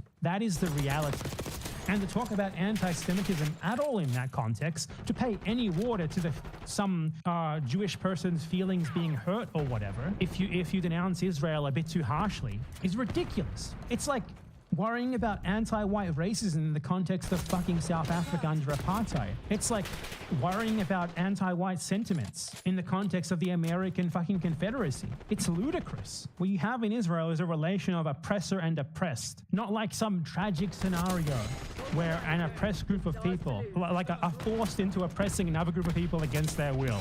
Give us a fucking break. Now, Jones can't respond to this stuff. He knows he can't respond to it. The only valid response to everything that I'm saying here would be, you're right, 100% right. I have changed my views completely and I agree with you on everything. That would be a valid response. Because as of yet, he has given absolutely no indication that has happened. But what he is going to do instead is scream anti-Semitism if he does respond, which I'm not convinced he has the balls for that. I'm not convinced that he has the balls to actually throw down honestly with someone who is not a fucking coward like him, whitewashing Zionism for a decade. Because ultimately, that is what you have to do if you want to be a part of the mainstream British media, which he still very much is, regardless of how he tries to frame himself as independent now. You know, he's still writing periodic columns for The Guardian and stuff like that. If he described Israel as what it really was, if he described the history of Zionism accurately, if he stopped coddling the feelings of Zionist Jews as if we should give a fucking shit about what people who support a genocidal settler colonial ethno-state think and feel. The reason why he does that, at least in part, is probably not because he really believes it 100%. It's because he values his privileged position in the British mainstream media more than he does talking about things in the terms that actually need to be talked about. And he gets a lot of clout from like policing those who actually do that. Back in 2017, he even gave a keynote speech at a Zionist organization's event. And after that, he gave an interview on it. Why I'm defending Jews on the left for the Jewish Chronicle, which, if it's not clear, this is a genocidal pro-Israel newspaper. On its front page, you go to the front page and you have nothing but like pro-Israel propaganda everywhere. And in 2017, Jones gave them a nice little interview where he talked about, you know, why he's defending Jews, why he gave a keynote speech at a Zionist propaganda organization with links to the Israeli state. And he does not support academic or cultural boycotts because there is a danger you end up indiscriminately targeting Jewish people. I've never been involved in BDS, he says. He only supports boycotts of products from illegal settlements. My Jewish friends often feel uncomfortable. Oh yeah, what's important isn't Zionist massacre of Palestinians, isn't Zionist settler colonization. It's the feelings. It's the feelings of like rich white first world Jews. Oh God. Look, this is someone who for a decade has been Zionist. Full stop. Liberal Zionist. People like him are why this has been allowed to happen. The only adequate response to this from him would be, you're right. Mike, I repudiate what I used to say, what I used to do. I agree with you now. Not to give interviews to literal fucking Zionist propaganda outlets, assuring them that you're against the most basic boycott and sanction movement, and that you're only against products from illegal settlements. I like to keep it hardwired. But yeah, so I think his ego isn't going to allow that to happen, and I think his desire to stay in the good graces of the mainstream British media, especially, will sometimes not allow that to happen. Because ultimately, that matters more to him than the burned bodies of Palestinian babies. Issues. I don't know. Don't. Whatever. Dominate. We have our orders. See it through. Securing Charlie. Hey, thanks for having me back. We're back together. Yeah. The gang is all here. Thank you for letting me have some time off. I really appreciate it. Yeah, I think everyone understands, and thank you all for your nice messages and understanding. I really appreciate it, and I am happy to be back doing this because it makes me happy to do this. It is making fun of other people keeps my mind off myself. Yeah, and there's nothing quite like it to take your mind off of the shitty things happening in your personal life than the shitty things happening all around the world. Actually, I did show up bright and early this morning in Washington, D.C., and I was very upset to find out that we weren't doing an insurrection. I said, so disappointed. Where are my fellow libs? Yeah. Yeah. The libs blow it once again. I know. Disappointing. So, yeah, I mean, obviously, the last time the results of the presidential election were being certified on the 6th of January, we were off enjoying our holiday and missed the whole damn thing. We missed the absolute chaos that ensued. And now, 4 years later, here we are, ready and willing to deliver the news. Yeah. And everything just goes off without a hitch. Mike Pence had the chance to do the funniest thing possible again. But he's not a funny guy, so. Yeah, he could have been the one sole insurrectionist. He could have. Yeah. The vice president certified the results of the election that she lost. Kind of funny. And Donald J. Trump was officially named as the next president of the United States. Less funny. And yeah, I mean, that's how things are supposed to go, but we did hope that there would at least be maybe a dozen or so diehard blue and on Dems down at the Capitol politely demanding to stop the steal. Yeah. I mean, Trump said he'd pardon all the January 6th rioters. He didn't say which year. Yeah. Seems like a real wasted opportunity. I think a blanket pardon is needed. Every January 6th. Anyone who's ever broken the law on January 6th, you are forgiven. We just accidentally stumbled into our own version of the purge, but yeah. January 6th, the laws, they're not laws anymore. Blanket pardon. Anyways, despite Trump's promise to pardon everyone who broke into the Capitol building and fought police to overturn the results of an election and hang Mike Pence, the DOJ revealed this week that they're still working through their backlog of January 6th cases and have at least 200 people that they just haven't gotten to yet. Oh, geez. What year is it again? We got time, right? Yeah, we'll just keep putting this off. And that includes 60 who are suspected of assaulting or impeding police officers during the riot. Yeah, what's the rush? And that's on top of 300 cases where they filed charges, but the case hasn't yet gone to trial or reached a plea. And sure, over 1,500 people have been charged and around 1,100 have been convicted. But it's ridiculous that 4 years later, they're still not done. And now the guy all those people were rioting for is just going to be president again. And he's going to make it all go away. So, yeah. Even worse, the guy he's installing as the new director of the FBI, Kash Patel, is on record numerous times over the past 4 years pushing an idiotic conspiracy theory that the FBI were secretly behind January 6th. Well, I guess he'll be in a position to verify that now. Yeah. When he is our new FBI director. Yeah.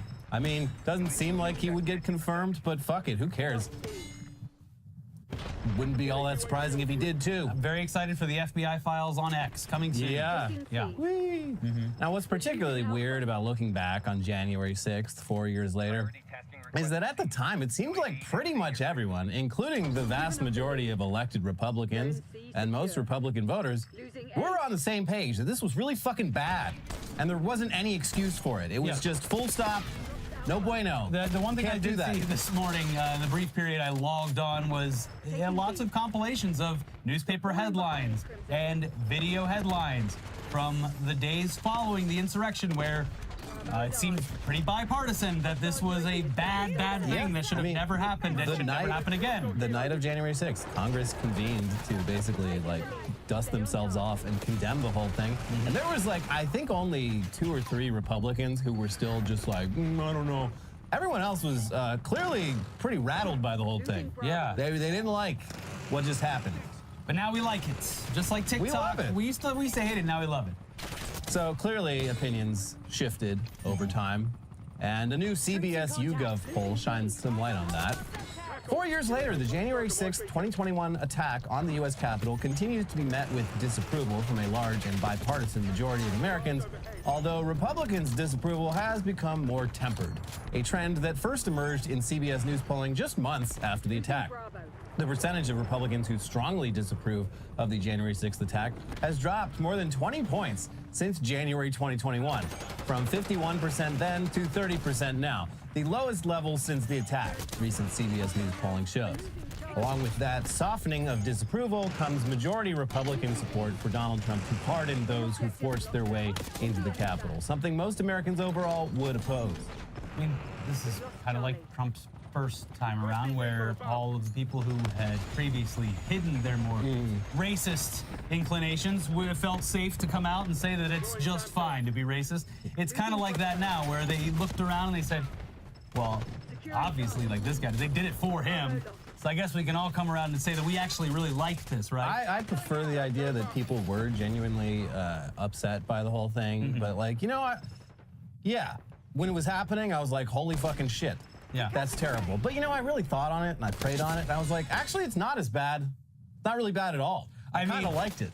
In hindsight. The preacher down at my local evangelical church has spent every Sunday for the past 4 years telling me about how it was actually good. Pretty good, actually. So the polling shows that currently 30% of Republicans approve of the actions of the January 6th rioters, the same percentage as those who strongly disapprove, with 72% of Republicans approving of Trump pardoning the people who forced their way into the Capitol. That's the party that now controls every branch of government. So while the coup attempt itself didn't work out, the electoral results less than 4 years later have given those rioters exactly what they wanted, minus Mike Pence being publicly executed, with zero consequences for Trump. They did it. Yeah, and all the trials that might have actually prosecuted him for election-related crimes are on hold. They're on a break. While he's president, and almost certainly forever. I mean, his age, his weight, his general demeanor. I think he's going to live forever. But there is, however, one case against Trump that's still proceeding. Ooh.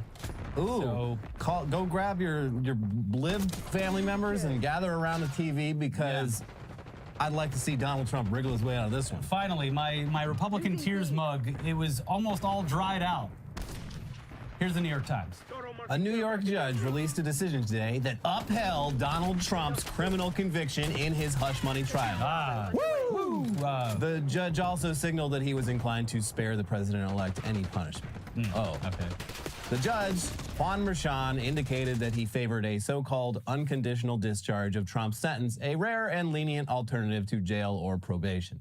He set a sentencing date of January 10th, rebuffing Trump's request to overturn the jury's verdict. An unconditional discharge would cement Trump's status as a felon just before his inauguration on January 20th, even as it would water down the consequences for his crimes. Trump would be the first to carry that designation into the Oval Office. Trump is now expected to ask an appeals court to intervene and postpone the sentencing. A Manhattan jury convicted him in May on 34 counts of falsifying business records, concluding that he had sought to cover up a sex scandal that had threatened to derail his 2016 campaign for president. He faced up to 4 years in prison in the case. Well, he was certainly never going to get any time in prison. But first felon president, I guess it'll have to do. The first of many. Yeah, I mean, that also sets a precedent, because now in the future you can look back and say, well, look, I'm not the first. Yeah. The people have spoken. It's been done. So basically, he's still a felon, and he'll be the nation's only felon president so far. But beyond that designation, the court isn't willing to actually try and sentence him the way that they would any other felon convicted on 34 counts, which would be pretty severe, you would imagine. 4 years. Yeah, I mean, but the fullest extent, 34 felonies, that's a lot. It's a lot. It would be fun if they sentenced him to 4 years and we had a president who's fugitive, who just is a fugitive from the law in one of the 50 states that he rules over. But yeah, this is America, and that kind of fun is simply not allowed. That would be so cool if he just like couldn't go to New York. Yeah. I mean, he might not anyway. Yeah. Well, you know. They're very nasty. He might go there to defend his good friend, the mayor of New York, America's mayor, Eric Adams. We were talking... New York! We were talking before we started filming about the New Year's Eve celebrations, and like right around midnight, Eric Adams shows up to Times Square, and Andy Cohen the whole time was just like, oh, look, it's New York's indicted mayor, Eric Adams. Awkward. Yeah. He's very indicted. He's so indicted. So yeah, anyways, let's shift our focus to the rest of the world now. America, we're not having too good of a time right now. Boo. Yeah, so let's look elsewhere. Maybe there's fun to be had outside of our borders. How about Korea, where prosecuting their leaders is a national pastime? And last we checked, their president, Yoon Suk-yeol, tried to do a little coup of his own. And it went so poorly that within a couple of hours, the National Assembly had blocked it and then moved on to the business of impeaching Yoon. At the time, we figured this whole thing was so brazen and so sloppy that surely they'd have Yoon out of office and heading to jail ASAP. But it hasn't gone as simply as we'd have guessed. The holidays got in the way. Yeah. Everyone's very confused. It's a blur, the holiday break. Also, I mean, like as we saw with January 6th, in the moment, oh my God, oh my God, this is horrible. But with the passage of time, it's like, was it really that bad? Your Honor, my client clearly just got carried away. Yeah, he's just boys being boys. It's just, look, there's a precedent here. It's called getting carried away, get all worked up, get all cranked up. It happens to all of us, including the president. The president of Korea, once he gets that syrup in him, he can't be stopped. Yeah, I've had one too many sojus from time to time, and you wake up the next day filled with regret, but the show must go on. The show of life. Most times you don't try a coup, but some of us do. I mean, if I had the levers in front of me, would I not pull it? I don't know. Yeah. Who's to say? So Yoon was impeached in mid-December on the second attempt, who was then himself impeached for obstructing investigations into Yoon, which left the deputy prime minister now in charge, I guess until that person gets impeached as well. How low down the totem pole can we get? They're going to have the janitor running the country. Hey, he might do a better job. He might. Yeah. Someone with dirty fingernails needs to get this job. But actually prosecuting Yoon for his coup attempt has proved difficult.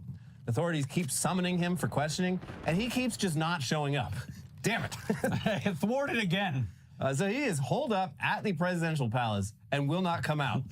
And an attempt to serve him with his arrest warrant by over 100 cops and prosecutors only resulted in an hours-long standoff between the cops and hundreds of Yoon's own security services. For hours, just let us in, please. No. I don't think so. No. And meanwhile, despite Yoon's popularity being in the shitter, I mean, even before this whole thing, but especially now, the supporters he does have are very dedicated to their cause. And they have found a really great playbook to work off of in these interesting times of theirs. See if any of this sounds familiar from this article in the New York Times. Every day for the past week, Kim Kwon-soap, 72, has joined thousands of others gathered near the home of South Korea's impeached president, Yoon Suk-yeol. They were determined to shield Mr. Yoon from prosecutors who wanted to detain him on insurrection charges stemming from his short-lived declaration of martial law last month.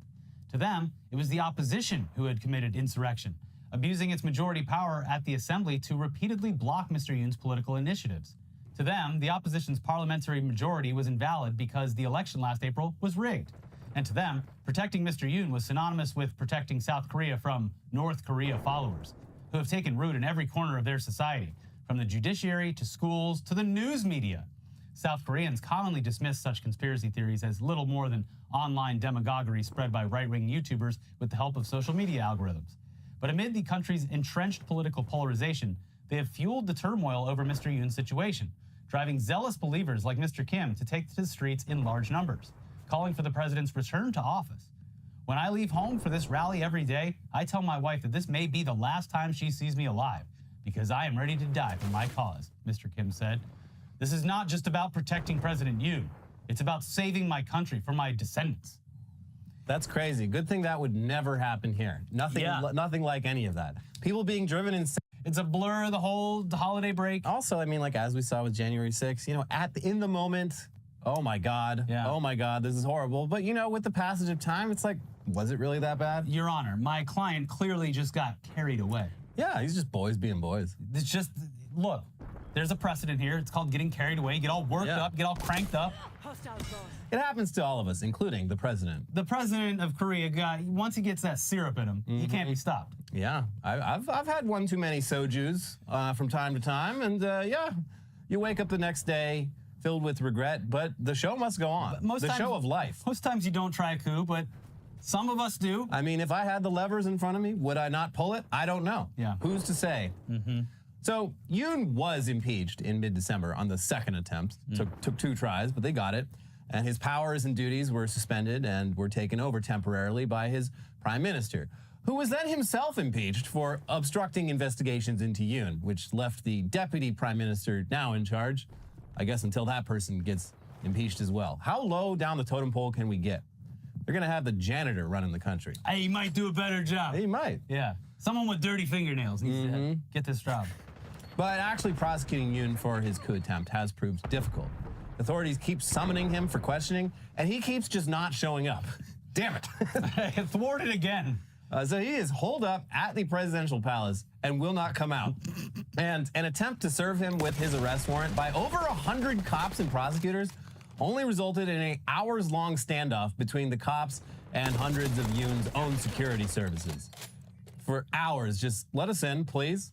No. I don't think so. No. Mm-hmm. And meanwhile, despite Yoon's popularity being in the shitter, I mean, even before this whole thing, but especially now, the supporters he does have are very dedicated to their cause. And they have found a really great playbook to work off of in these interesting times of theirs. See if any of this sounds familiar from this article in the New York Times. Every day for the past week, Kim Kwon-soap, 72, has joined thousands of others gathered near the home of South Korea's impeached president, Yoon Suk-yeol. They were determined to shield Mr. Yoon from prosecutors who wanted to detain him on insurrection charges stemming from his short-lived declaration of martial law last month. To them, it was the opposition who had committed insurrection, abusing its majority power at the assembly to repeatedly block Mr. Yoon's political initiatives. To them, the opposition's parliamentary majority was invalid because the election last April was rigged. And to them, protecting Mr. Yoon was synonymous with protecting South Korea from North Korea followers, who have taken root in every corner of their society, from the judiciary to schools to the news media. South Koreans commonly dismiss such conspiracy theories as little more than online demagoguery spread by right-wing YouTubers with the help of social media algorithms. But amid the country's entrenched political polarization, they have fueled the turmoil over Mr. Yoon's situation, driving zealous believers like Mr. Kim to take to the streets in large numbers, calling for the president's return to office. When I leave home for this rally every day, I tell my wife that this may be the last time she sees me alive, because I am ready to die for my cause, Mr. Kim said. This is not just about protecting President Yoon. It's about saving my country from my descendants. Get fucked.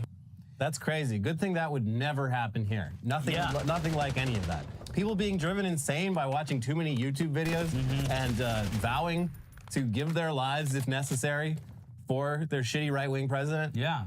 Ridiculous. And then Mr. Kim drove off in a giant dually pickup, lifted, by the way, and a huge, huge South Korean flag in the background. Yeah. And yeah, if that's not giving you the deja vu that was intended, here's the Washington Post being a little more direct. South Korean conservatives who fervently support the country's security alliance with Washington have long displayed U.S. flags at rallies.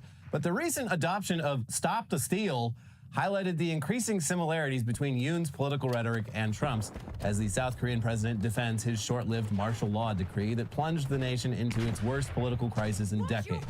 Yoon has claimed he declared martial law to warn anti-state opposition party lawmakers. He has also cited allegations of systemic voter fraud going back as many as 4 years and sent in martial law troops to the National Election Commission to check election machines. Independent investigators have debunked those claims, which his supporters continue to amplify.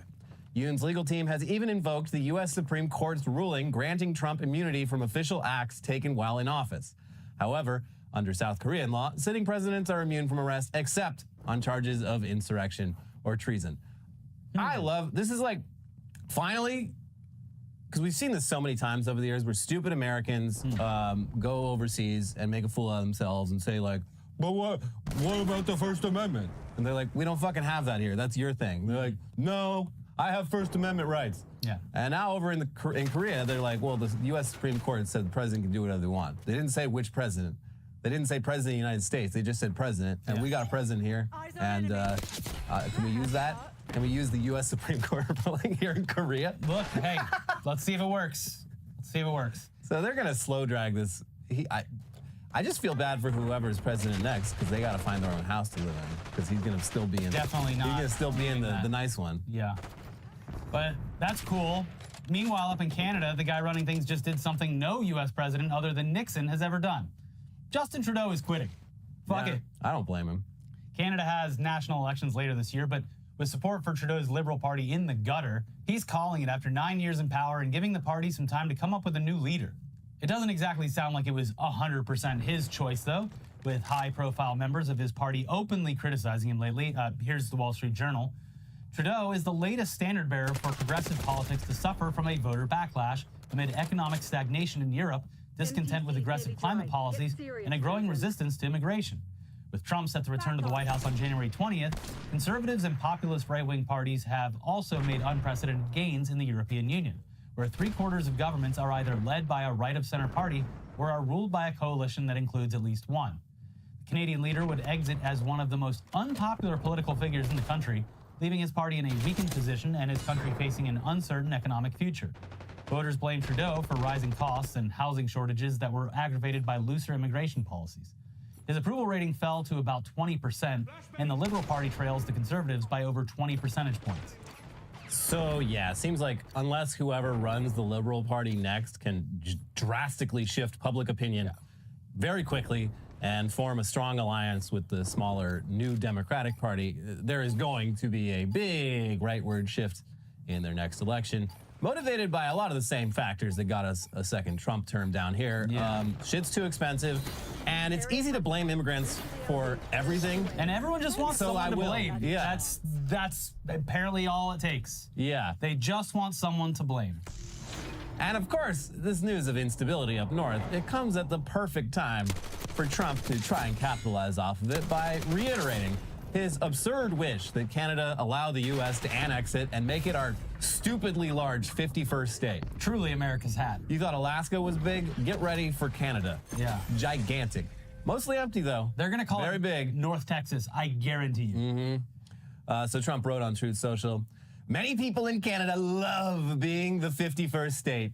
The United States can no longer suffer the massive trade deficits and subsidies that Canada needs to stay afloat. Justin Trudeau knew this and resigned.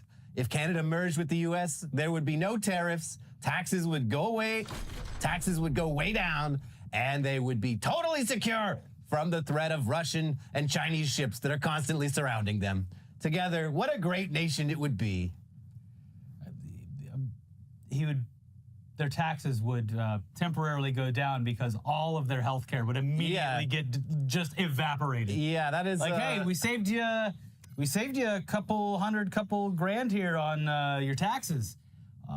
Yeah, you're gonna have to come out of pocket like 20 grand for your health insurance now, but the taxes are down. Way more than what you're saving in taxes you will be paying to one of our beloved insurance companies. Who we love so much. We love them. Don't look at the news. We love them. Don't even look in their direction. And in fact, or they'll if you call do, the hotline. yes, they think that's you're a terrorist. Do not look them in the eye. You're gonna love our healthcare. Yep, our healthcare is so good that if you critique it at all, you are labeled as a terrorist against the country. Yeah, we love our healthcare. That's fine. It's the best. It is, and that's why everyone does it. Everyone loves it. And you're gonna love it too. Hi, Canada. Oh, I'm sorry, North Texas. That's right. Yeah. It'll probably never happen though. So no fucking way. Not even worth thinking about. He keeps talking about it. Like this one's silly. The Greenland one's also ridiculous. But I guess it has slightly more of a shot. The Panama one is genuinely fucking terrifying because I think he's gonna try to send fucking troops down there to we to have take like no legal right to that at all in any way. No. No. Yeah, and also we've already gone over this. There was a whole fucking Panama crisis like 50 fucking years ago. We've been through this. Probably shouldn't do it again. But Canada as the 51st state, not gonna happen. Yeah. Canada's politics are shifting right. Conservatives in Canada have definitely been taking their cues from their MAGA neighbors to the south. It's been very cute. But polling of actual Canadians shows that support for joining the U.S. is around 13%. We hate ourselves, but not enough to become a part of the United States. Yeah, with around 82% giving the idea a firm but polite no thank you. Yeah. And even if that were to somehow magically change and Canada was somehow absorbed into super mega USA, the politics of your average Canadian are enough to the left of your average American that it would actually be disastrous for the Republican Party. And it would force them to either just become totally irrelevant and fade into the dustbin of history or become much more moderate in their politics. So it's never going to happen. But it might be kind of cool if it did. We might actually get universal health care and sensible gun laws. No, they would lose the health care and we would not gain the gun laws. So like if Canada became one gigantic US state, they would have more people in Congress than even California. Like it would completely all the margins would shift to the point where Republicans would be dead in the water. They could just do what they have done and kept with Puerto Rico and just be like, yeah, it's a territory. You don't need to vote. They don't need to vote. Yeah. You can't trust Canadians with voting. Yeah. So it's just gonna be a territory. You can trust us. Yeah, we'll get all the benefits, and they get none of them. Yeah, you get to like, I don't know, vote on the Canadian Music Awards. That's what you can get come to vote visit on. every once in a while, and not too many of you though. No, because we can tell. You can tell. You might not think anyone can tell. We can tell. I did see one of the maps. Like, if you're gonna agree with the map for no reason.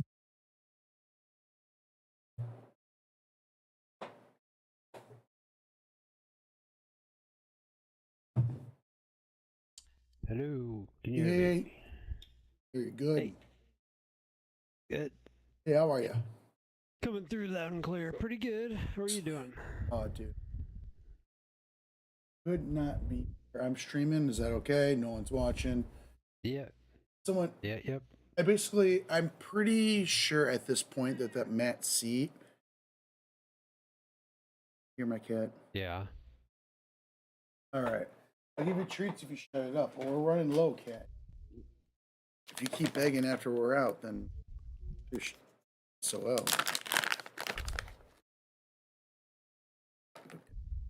Up the river. Shit.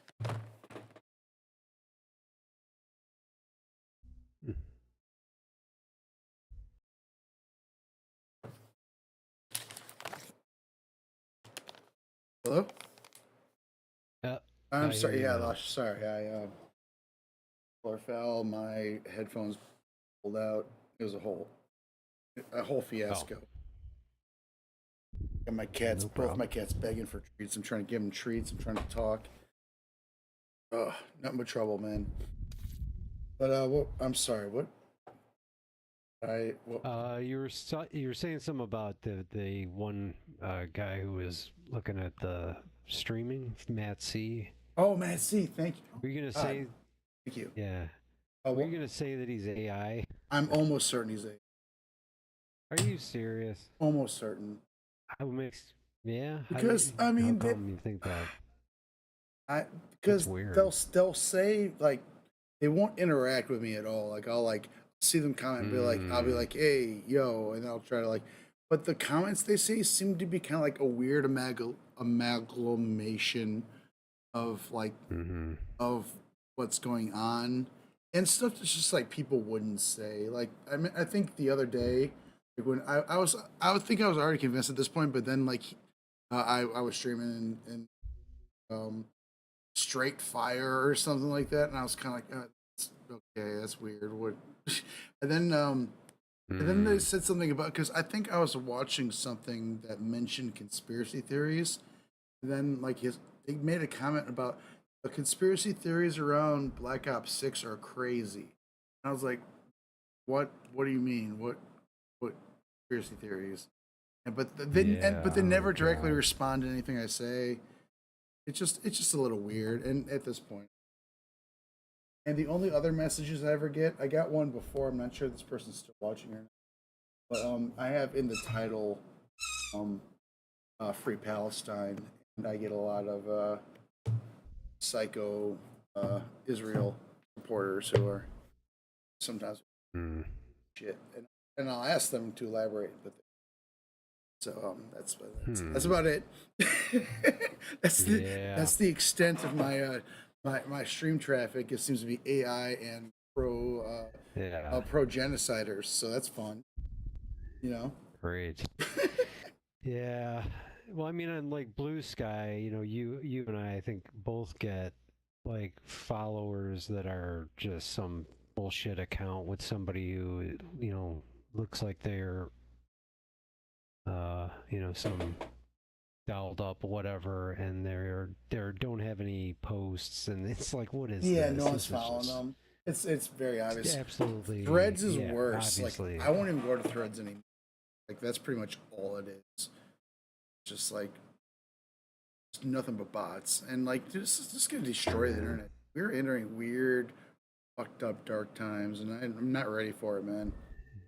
Like really not. Yeah. I'm gonna I'll be keeping my head low probably for the rest of my life. Cause shit's fucked. My opinions are not gonna be welcome in these cards. Just man. Yeah, we're just like weird shit's going. Like, I didn't like Facebook just fire their like fact checker or something like that. So like disinformation is disinformation's like is what's for dinner, man. It's on the menu. Like everything's fucked. And like it could be the end of democracy essentially. Because like I think at the end of the day the only other alternative is gonna be like China and the Chinese model. Like they're not can't really call them like no. We're I don't you know what oh good.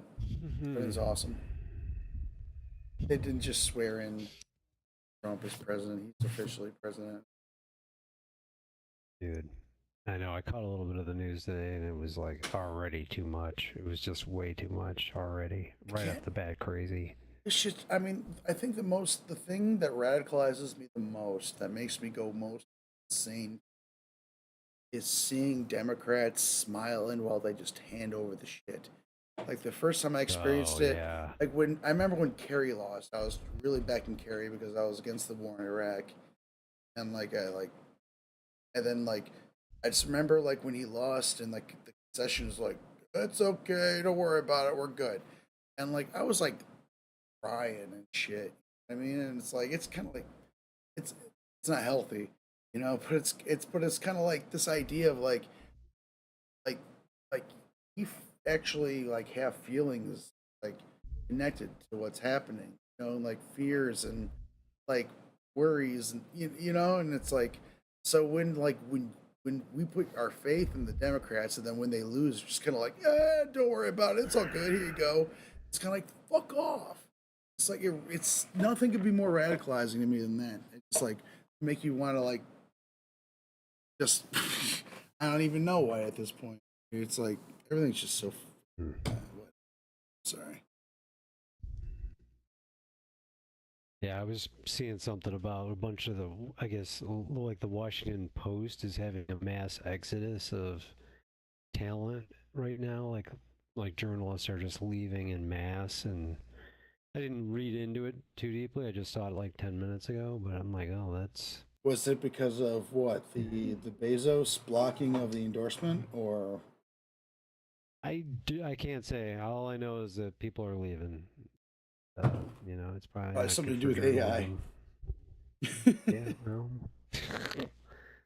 AI, what a fucking dude. I'm over it. I mean, honestly, it should be banned like completely. The government should just smash AI into bits. At least generative AI. And keep like you know like we don't have AI create anything. We just use it to, you know, advanced research and you know to calculate things that are incalculable, you know, and things like that. But not it shouldn't be making movies and shit. Like hell no. That should be complete. That should be just taken. Like these stupid fucking skins in Call of Duty that are all AI. They're garbage. It's hot shit. And just fucking stop. Just stop.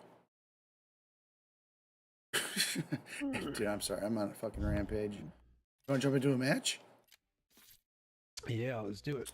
Are you set up? You need some time? No, I'm good. No, I'm good.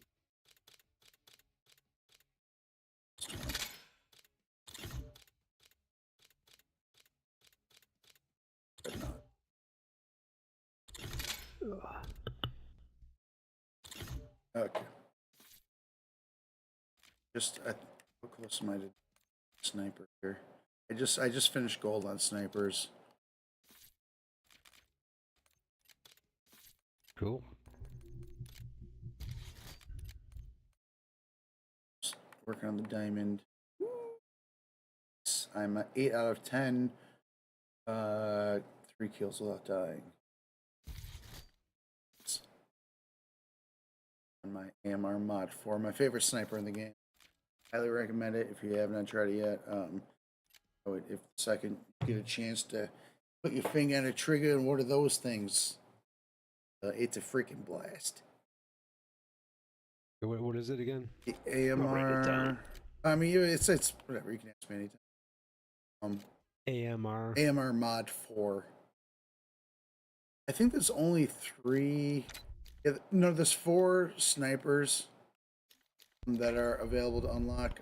It's, at least in my list, it's the one on the very bottom as far as selectables. But yeah, once I level up the current sniper I got.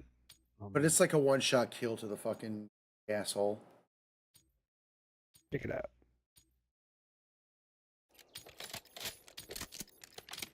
I feel like you can shoot their toe and it'll kill them. Eliminate the enemy. Nice.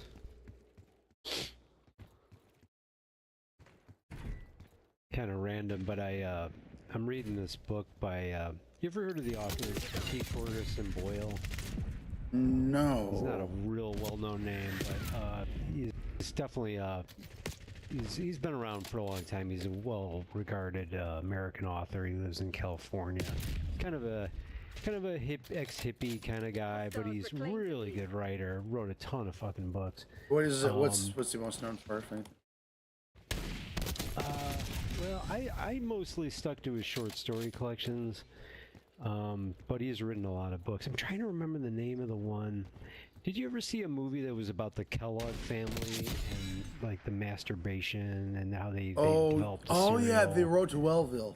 It was Road to Wellville, that's it. Yeah, great movie. I think he wrote, I mean, the book is, I mean, I think, I'm almost, I could be completely wrong, I'd have to fact check this, but, you know, that's obviously a true story about the Kellogg family, but he wrote, I'm pretty sure he wrote Road to Wellville. And I never saw the movie, never read the book, but I've read a few of his short story collections and one novel, and now I'm reading a novel I just picked up. Oh shit! I was at like a resale shop and it was like $2. I'm like, oh fuck, oil book for $2? I'm on that. So anyway, I'm reading this. Come on. I'm reading this one called. I think it's called Harder They Fall, or The Harder They Come. It's called The Harder They Come. And the first story was interesting, but then, I should say, first chapter was interesting. And they switched characters and they've moved on to, come on. This next story is really, you and I had talked a little bit about sovereign citizen stuff. Yeah, so I don't really know much about it. My cousin Pat was the first person ever to tell me about this. It's a long time ago, and I thought, oh god, what the fuck are you talking about? It's total. It sounds like. Wait, was he talking about like he was into it? Like, yo, man, you know that we're like. Yeah, like he started talking about like how we're strawmen and shit, and like we're driving, we're traveling, but not for commercial. Crazy, I don't know. You know what? We were both. He visited me once in Ukrainian village, and I took him out to a few bars, and we got back kind of late, and he was talking. He was talking to me outside my roommate Rich's bedroom about this sovereign citizen stuff, and he was really annoying and wouldn't shut up about it. And my roommate Rich opened the door and told him to shut the fuck up. Oh my god! It was so fucking funny. But Pat understands that kind of language because he's like a pretty working class guy. You know, he works nonstop, and so he did, you know, shut up. He didn't, you know, push back on my roommate. But he was going off on it. But he was going off on sovereign citizen stuff, and I was like, I couldn't wait for it to end because I was like, this sounds like total nonsense. Have you seen any video footage of these people like dealing with the cops and shit? I'm gonna have to like look it up. Because, I can send you some if you want. I can send you some like. If you, I've got. Yeah. I mean, this is kind of like it goes back. I've been into like watching that shit from a while back. But I can send you something like a good like you know, like a progressive person talking about it. You know. Yeah. This is kind of shit I would watch. But just craziness. Oh my god. Oh, well, I'm sorry. You brought that up just now. Oh, yeah. The point of that was that. Sorry, I'm getting distracted here. Oh, you know, I understand that. No, the book I'm reading, the second chapter opens with this woman traveling down the down the road in California with her dog, and she's talking about how she doesn't abide by, or she's thinking about how she doesn't abide by seatbelt laws, and then he quickly goes into, like, she thinks of herself as a sovereign citizen, blah blah blah, and then she gets pulled over by a cop. So I'm just getting started. Oh with, my I can't God! wait to read this chapter. Yeah, Man, she's gonna start saying some crazy shit. Like, I am not. Yeah. I'm not traveling for commercial purposes, and I am. They identify. Yeah. They like. It's bizarre. But I can. There's one video by this YouTuber named Mooncat. Woman from UK who does this whole like documentary basically about the concept, and that's like their thing. You can find a lot of videos on YouTube. Honestly, if you went to YouTube right now and just like searched sovereign citizen, one of the first ones that will pop up would probably be like a sovereign citizen dealing with the police, whether from their own perspective or a body cam. Yeah, that's their jam, right? They're just like, they're immune to. They're not. Yeah. They don't obey the laws or. Yeah, they're not. They're not citizens of the United States. They're sovereign. They're of their own. So they're not. They don't have to abide by laws. I want to see these people get arrested so bad. Oh, they like, do. Yeah, like you don't recognize. You don't get arrested. Bullshit. You don't. They get their windows because they they won't even roll down their windows, and the cops are like, "Get out of your car! I'm not getting out of the car." Up until the point where like the cops smash the window, open the door, drag them out.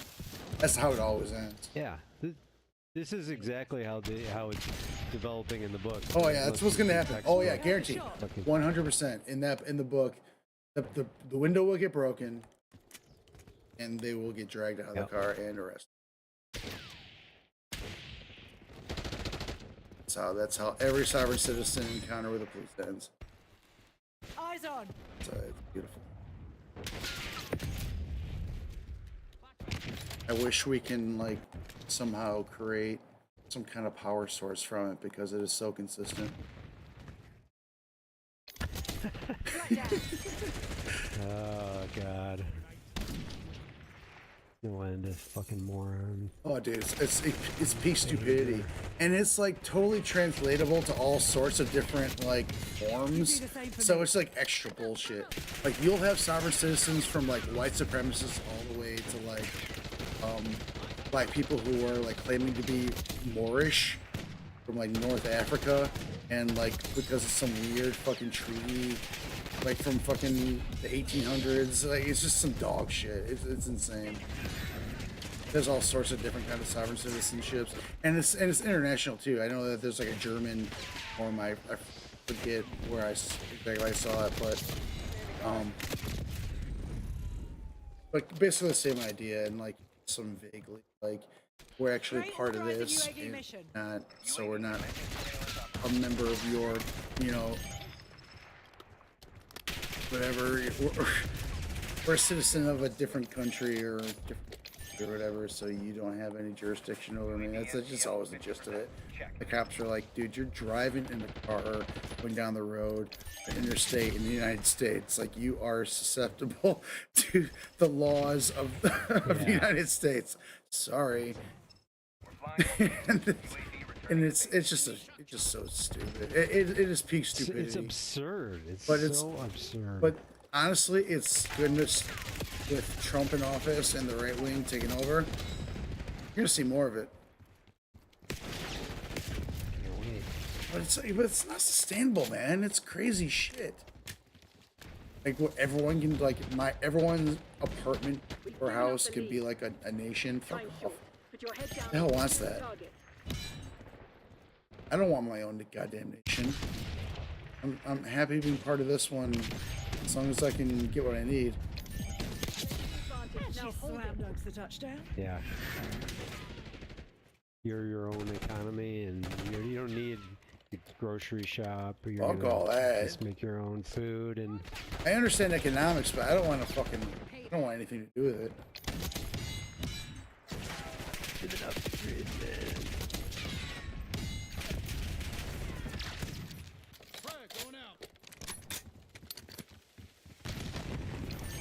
It's so like childish. It's like you know, I'm above the law. I have an imaginary force field around me. It's super childish.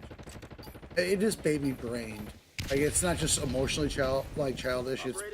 It's mentally childish. Which you can't separate. What we really want. Are we in the top? Yeah, that was a tight. Let's go! Pajama time! Play. Let's go see some sniping. Let's just murdering. This is the sniper, dude. AMR mod 4. Dude. Let's die. Oh. Behold my sniper in despair.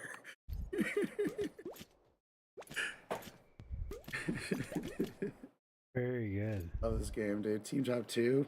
Wait. Yeah. No, I'm just Team Top. Talking about sovereign citizens just makes our blood boil and become bloodthirsty. It's beyond ridiculous. I can definitely send you some good stuff if you're interested. I mean, it's definitely like brain rot.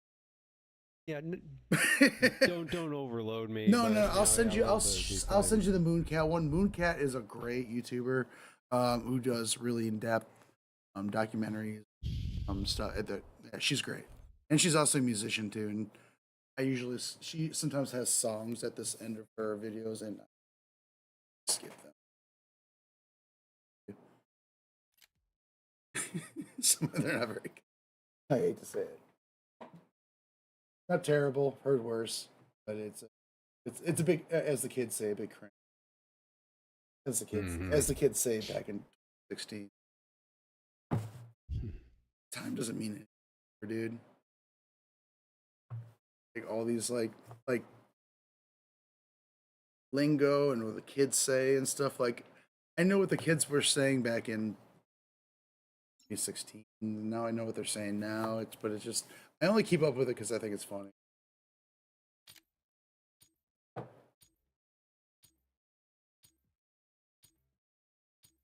I think the fact that like a 44-year-old keeping up with like the youth lingo is just domination. CIA, you're cleared hot. Work your frag list. Locking down Charlie. I salute you. I am Initiating not objective control. doing that. What's that? Zone Charlie, locked down. I said I salute you, but Oh no! Please don't salute me. It's because I'm a loser and have nothing else going on, and I have more time than I need to do it. Really nice to see you again. But I do find it fun. It's hilarious. Just old people saying stuff is just on its face funny stuff. Like, have you heard the term? Have you ever heard skibbity toilet? No. Okay, yeah. Skibbity toilet? Oh yes, perfect. Yeah, that's exactly it. Oh boy, that's how I'd say it. It's perfect. No, it's that's like a guy who... that's a. No, it's like a it's. Now I gotta know what it means. If you do, but it's but at this point, because it's probably already aged out at this point as far as Gen Alpha goes. But this was like a couple years ago, like the kitty kids were into skibbity toilet. There might be some, but it's probably getting over this since you and I know about it. But it's like a computer. That works, isn't it's bizarre. It's very strange, but it gives me hope and faith and like the fact that they have really crazy, ironic. They're making third. Yeah. The skibbity toilet is like a computer generated like head that's coming out of a toilet, and it sings the song. But they have like this whole like huge epic lore behind it at this point, and it's just super like it's bizarre. But it's fun, bizarre, I'm into it. I respect it. I couldn't tell you the entire lore. I just can tell you that Skibbity Toilet is like a head that comes out of a toilet. Like a computer generated using this specific program that was used for Losing Bravo. creating like avatars and such, but I cannot. It's not Jewish. Securing Alpha. I'm explaining this in such a bizarre way, but I'm going to be honest with you. It's that bizarre. It's fun. I like it. I like that the kids are into it. They're pushing the limits. Keeping the language alive. Yeah, they're being weird. I'm into it.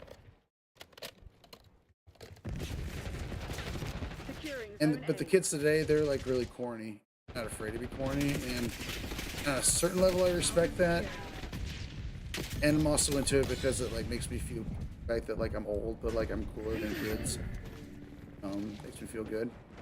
I recognize that they're all corny losers that beat up if I grew up when I was a kid.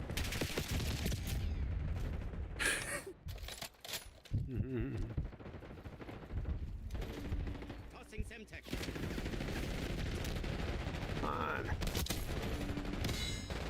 Oh, come on. I think I'm still using the sniper, and I think I've already unlocked diamond on it. We can move on to another. Actually, let's see if I can swap out. Locking down Charlie.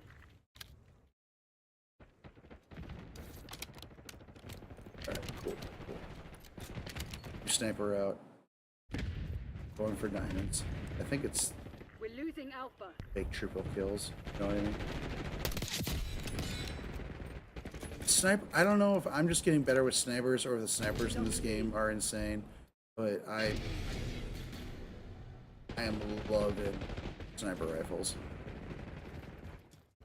Taking The most fun I've ever had sniping. That's great. Down A. Could be a combination. You haven't. You said you haven't touched the snipers yet. I mean, I've touched them. I've had you for the daily challenges. Oh yeah, sure. They're in my sight. But Securing C. Telling you, man. you know, I haven't done them enough to know whether I'm actually better. Try them out, man. I'm having a good. I obviously grind how you want to grind. I just finished. Diamond on SMGs. I did ARs first, so I'm moving on to the other stuff. I'll probably do handguns after this, but I go to the snipers like early on because it's usually a challenge. But snipers are so good. I'm blasting through the camo challenges. I'm quick scoping. I'm hard scoping. I'm all sorts of scoping. No one's. If anyone's in my scope, man, they're dead.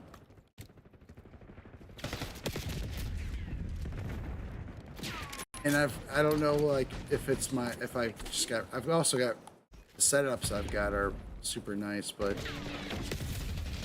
if you ever want to know the setups, it's personalized, I'm sure. But they're working really good for me. And if you're having trouble with any of the snipers, let you know what I'm using. Zone C. Enemy UAV inbound. Shit! Come on! Oh. Oh, what? They're taking C. Damn it!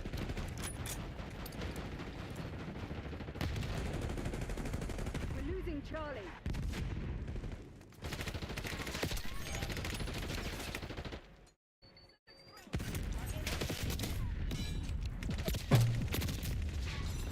They're taking C.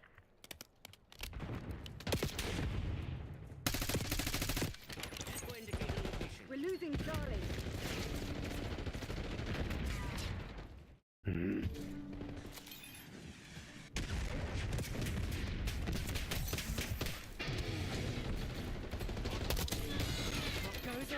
Deploying arcade. Hostile spotted. Love the sniper, dude. So I've switched snipers. Bravo underway. Right now I'm using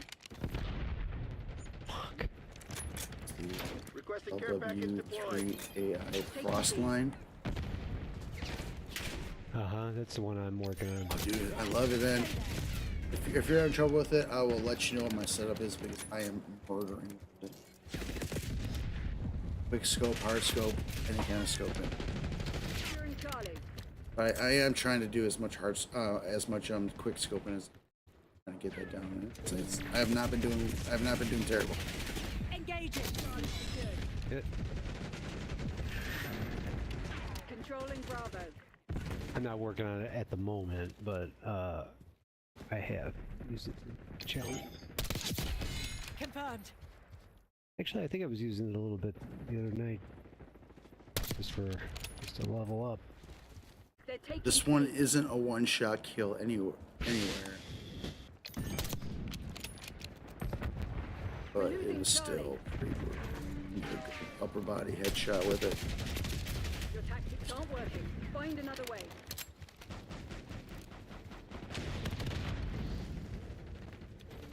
Trying to get the kills.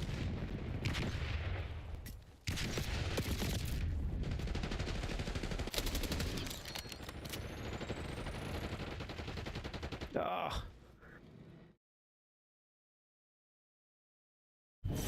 Ooh. Yeah, that was a foregone conclusion. Great game though. I mean, we were we were getting all jacked up, but you did well.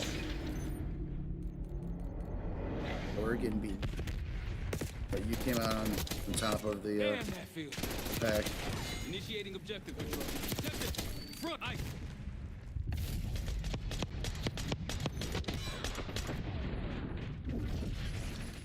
I honestly, we were getting beaten up so bad I forgot we were playing.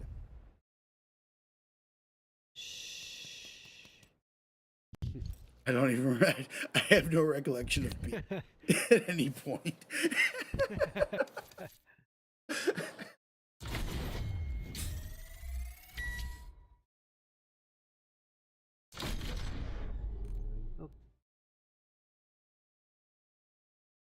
You got time for more? What's your cutoff? Do you have to get going? Yeah.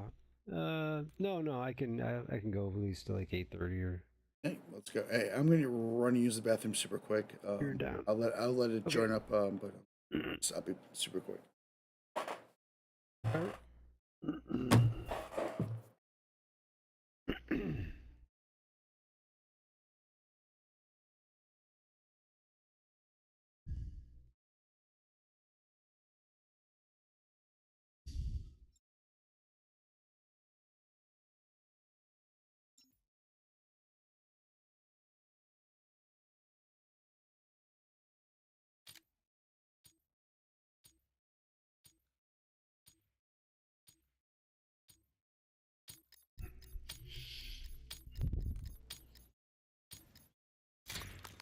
Deathmatch.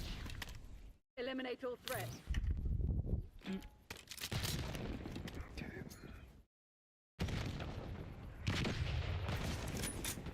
We've taken the lead.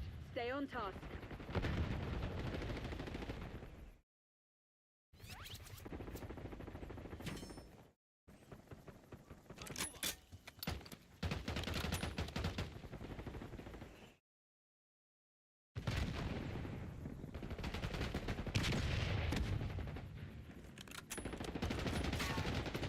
They've taken the lead. Really?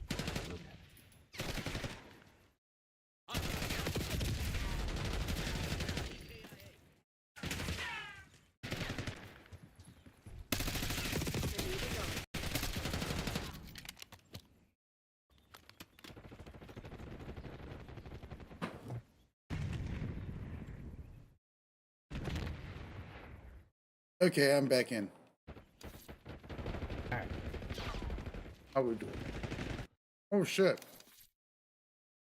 I just got kicked for an activity. I just jumped back in. Hello, you still there?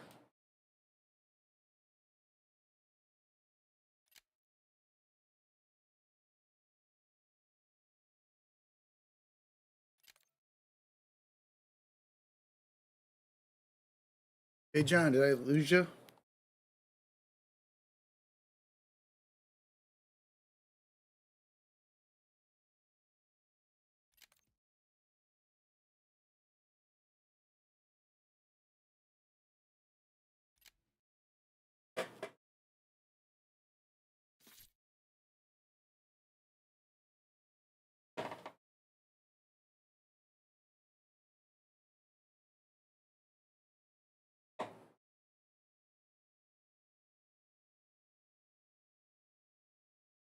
I forgot to mute this mic, so I don't know if you're pissed or not, but if you did, congratulations.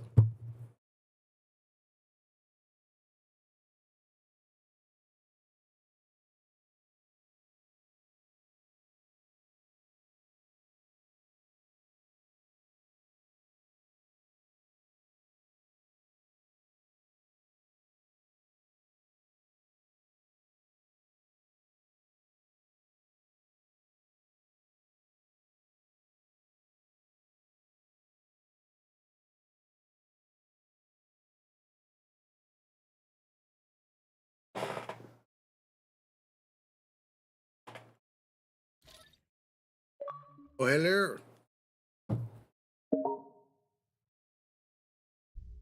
Hello? Yeah, you hear Oh, me? yeah. Oh, man. Okay. Jeez. You got kicked out, huh? I Kicked mean, for inactivity? yeah, I mean, I didn't think I was taking that long. That wasn't that long. Jeez. Yeah, that was pretty extreme. What the hell was that about? But, yeah, so I'm not sure who's in whose party here. I think I may be in your party. Oh, I think you, I did send you that, right? All good. So, do I have, no, oh, we're already in the lobby for a new game. Yeah, I just hit us. Excellent. Threw us in one. Excellent. Oh, man. Yeah, that sucked. Just stuff like that, when stuff like that happens, like just all hell breaks loose and all communications break, and it takes like a freaking 10 minutes to figure out what's happening. Yeah, I mean, I could still hear you, but you couldn't hear me, and I was in the match, obviously, still. Oh, you can still hear me? Yeah, Oh, great. Did you hear what I said about pissing? No, I didn't actually hear that. Oh, so. thank God. I'm glad I brought it up now.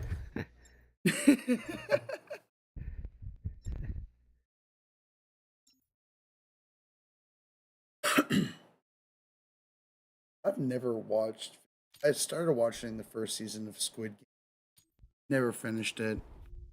Have you watched the first season of Squid Game and or the second? Nope. No. Nope. No, I don't think. I forgot what it's about, but when it first came out, Shoot to kill. We're not I think here to negotiate. I think I was considering it, and Rachel wasn't in That's there. interesting. So. Yeah. What's the? Is it a very complicated plot or? It's not really. It's just I don't know. It's that like kind of like game show, but it's like stakes are life and death kind of shit, you know. They're done.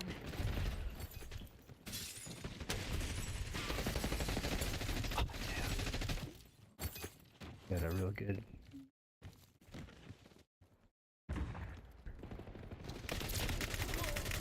They're not getting up. But this is all the Squid Game stuff here is for like because they're coming out with a whole new season, which I have no idea exactly how the plot unfolds and how it would go into second season.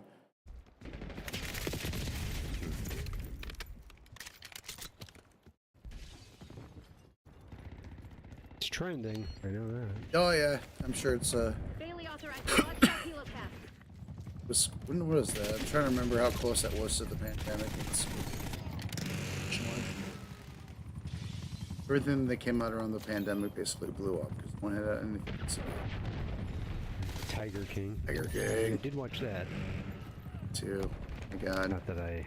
It's like that I did. It's a classic now.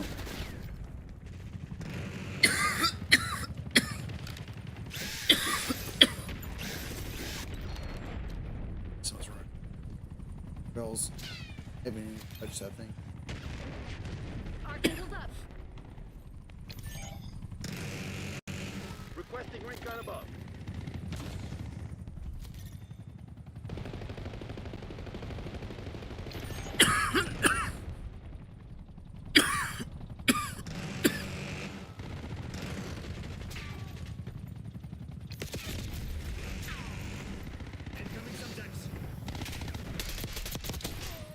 Is that an enemy, Trevor? Oh shit! Is it? No, it's ours.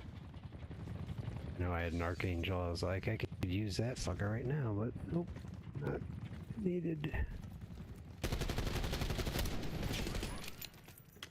Guys are gonna get smoked. Oh.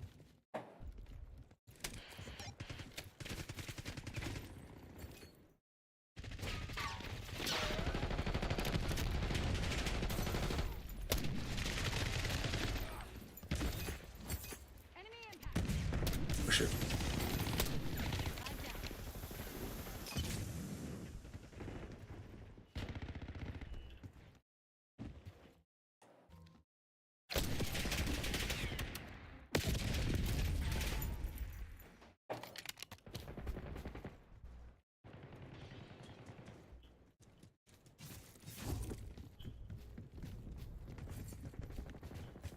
Oh, it fell off the building.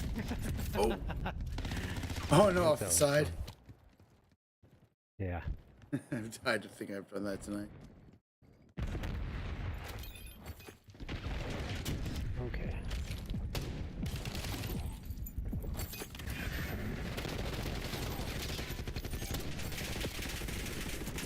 Identified enemy sleeper agent.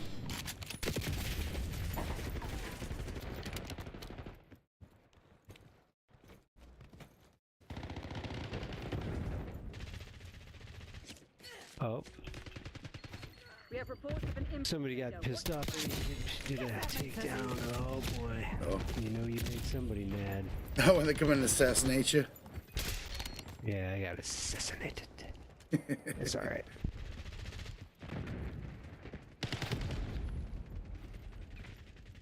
Yeah, Springman. Always fun.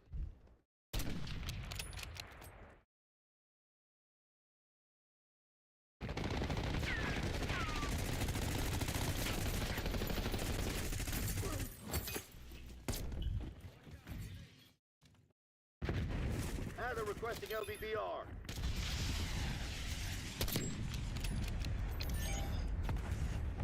Shit.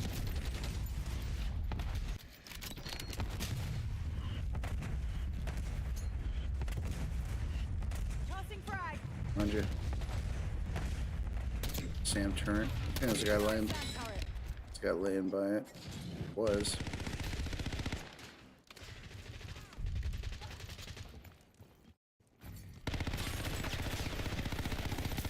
If you have something to say, you best say it. Eyes overhead.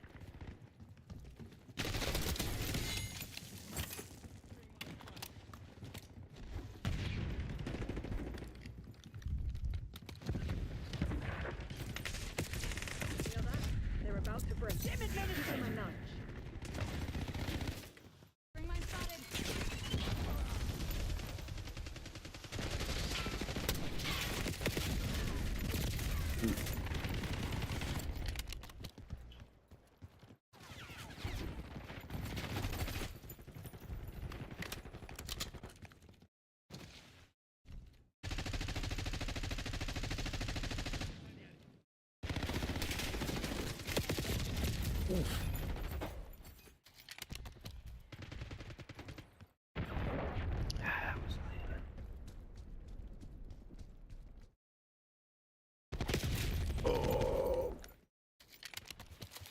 Bailey requesting watchdog helo above.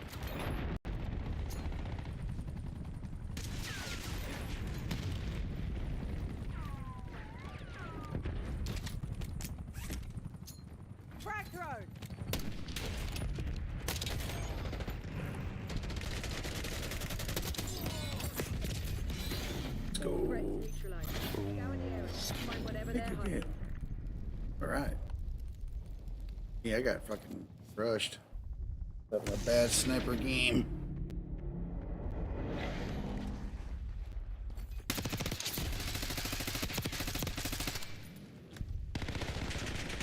The guy on top had 31 confirms. Holy shit. Sweeping him up. Oh shit. There you go. 40 kills. This could have all been his kills. Let's get Nemo going. Let's go. Yes. Oh yes. If that's my favorite. I'm waiting for more, but that's my favorite currently.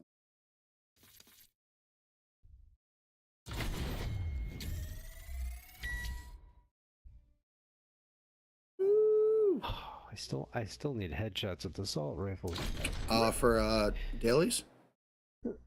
Yeah, just 4 more. I can go back. Did you want to do like a go back in? Do you want to do one more? Want to do Nuketown? Are you still here? Hello? Shit.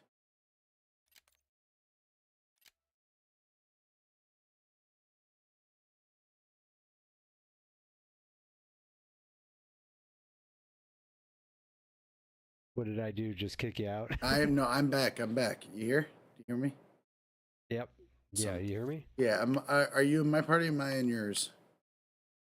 I'm in yours now, I think. Well, hey. It's are you okay with some Nuketown? Shit. Yeah, Nuketown would help me out. Finish up tonight. Town 24/7.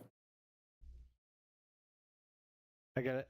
You know, we were talking about the sovereign citizen stuff earlier, and I'm like, reminded me of the scene in the last Fargo with John Hamm, which was really dark and really good. I thought it was well acted. It was just a weird, bizarre, pretty cool plot. But John Hamm plays this sheriff, and I think wherever it is. Where's Fargo at? What, North Carolina? North Dakota. North Dakota. Sorry, Carolina. Dakota, I think. Yeah, Carolina's not. It's in the south. Well, they're both super conservative. Yes, so. it's true. Anyway, yeah, there's a scene with Jennifer Jason Leigh, who plays this rich lady who's Secure the objective. her son is I don't know. I'm not gonna go into the whole thing, but there's a scene between her and John Hamm where she finally understands that he basically thinks of himself as a sovereign citizen. He's a libertarian. Blah blah blah. Oh yeah. Okay. She dresses him down. It's so funny. I'm gonna make a note and send it to you. Thank you for reminding me. It's like I'll find you the best thing to say. Yeah.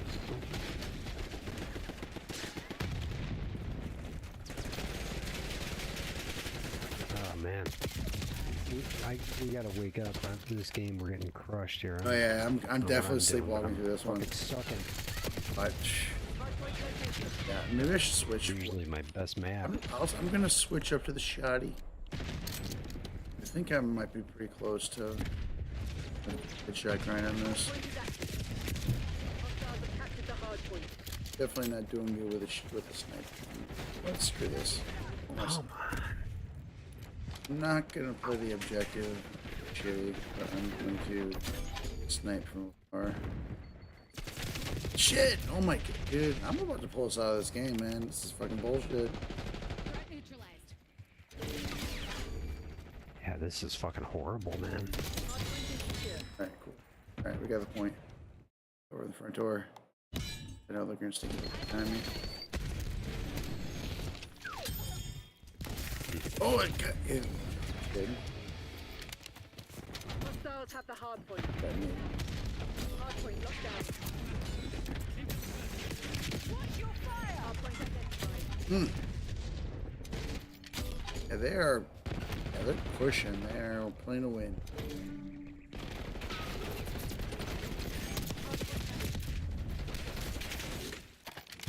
Point is secure.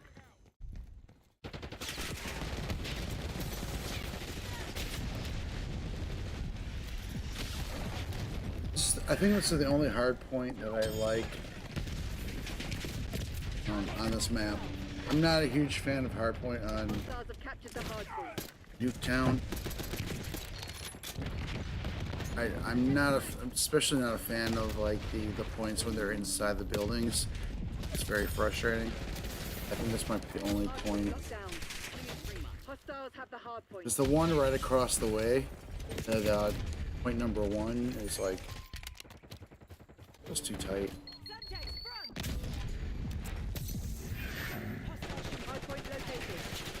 Point A. Yeah, yeah. One over like kind of where you're standing right now. Yeah. Shit! God damn it, dude! Oh, I got vengeance for you. But I got murdered immediately after. But hey, take what I can get.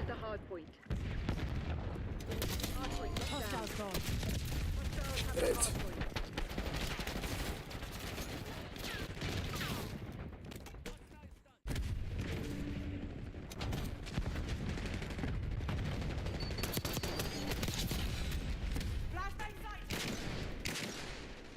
Where is it? Oh, god damn it. Nice, got a triple kill in there.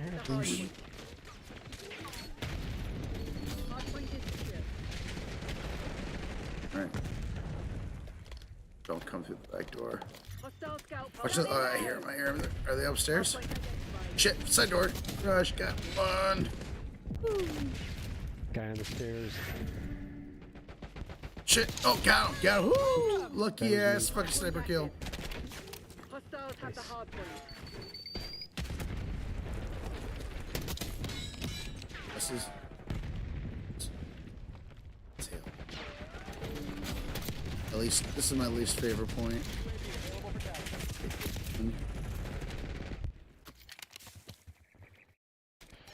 Yeah, there's no hiding. Yeah, it's like wherever you're standing in this point, you're dead. Shit, behind us, really? God damn it, dude, we're surrounded.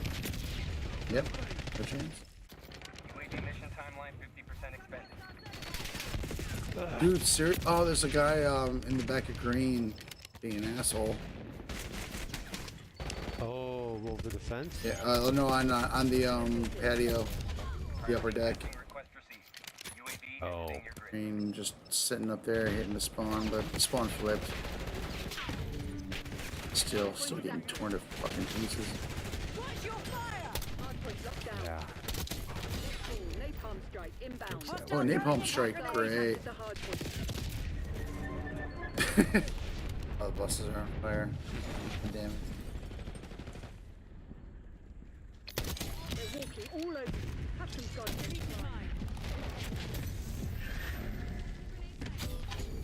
Shit.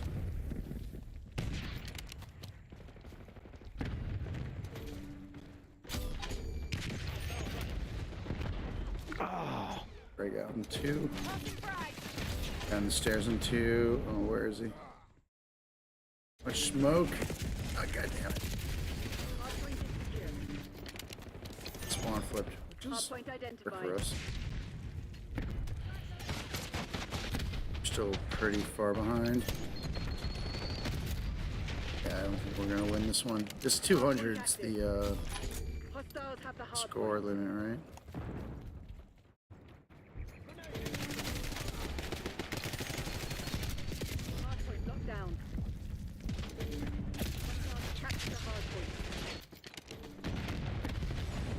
Wait, is it 250?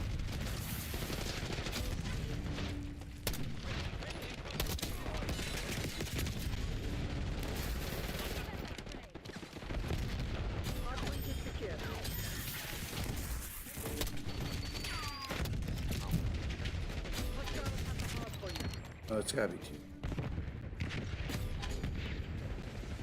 Hardpoint locked down. Hostiles have captured the hardpoint. Hostile UAV overhead. Hardpoint located.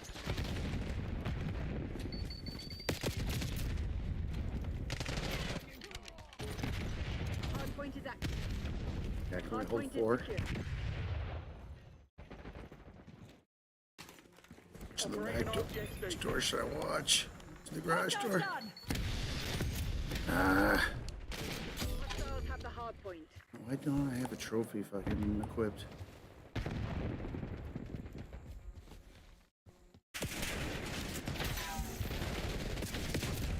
Enemy scout post detected.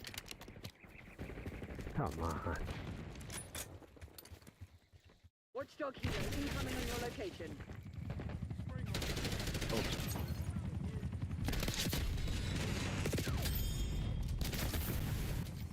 Switching G-class to take out this chopper. Eyes on watchdog helo. Ah, it's already The nearest over. Good game though. What a mess. Let's get We all got pounded pretty bad, but still fine. Yeah, You were on the point pretty well, huh? Yeah, you were. 42 seconds on the point. Oh yeah, I see it. I had good time on the point myself. Almost a minute, but I was getting slaughtered. Yeah, I went 5.48. That's a an objective player's kill death ratio. 0.48. Thank you.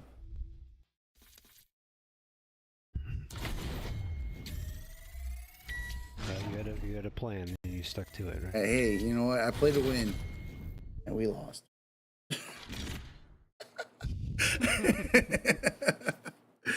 Oh man. Hey, well, it's not working out for you. I think I'm gonna go hit the old hay.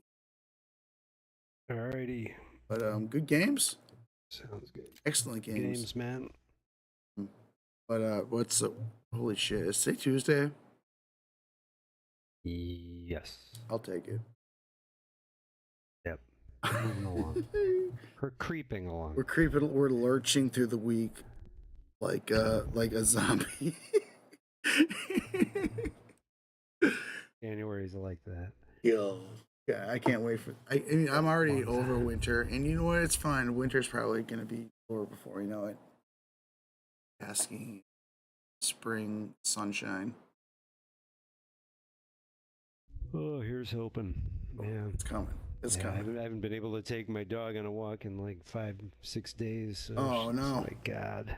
I like to do it too. I like to just walk around, you know, and it's yeah, me too. I usually I've been doing good. Like I've been getting a walk on my break and on my lunch break, at work. But cold weather. I've been chilling. Yeah, I've been staying inside and reading those. It's not fun. Those comics. Those. Oh, yeah. Superman. I just finished Ultimate Superman. Pretty good. Started up Ultimate Batman. I think I recommend it. I can send you out my copies if you want to read them. I buy them. But they're it's good stuff. If it's a good like start, like it's an easy start in point. Want to get into a series or something, you know. Anyway, Ruby. But hey, have an excellent evening. All right, you too. Good night. I'll look for you tomorrow. Yeah, talk to you soon. Later.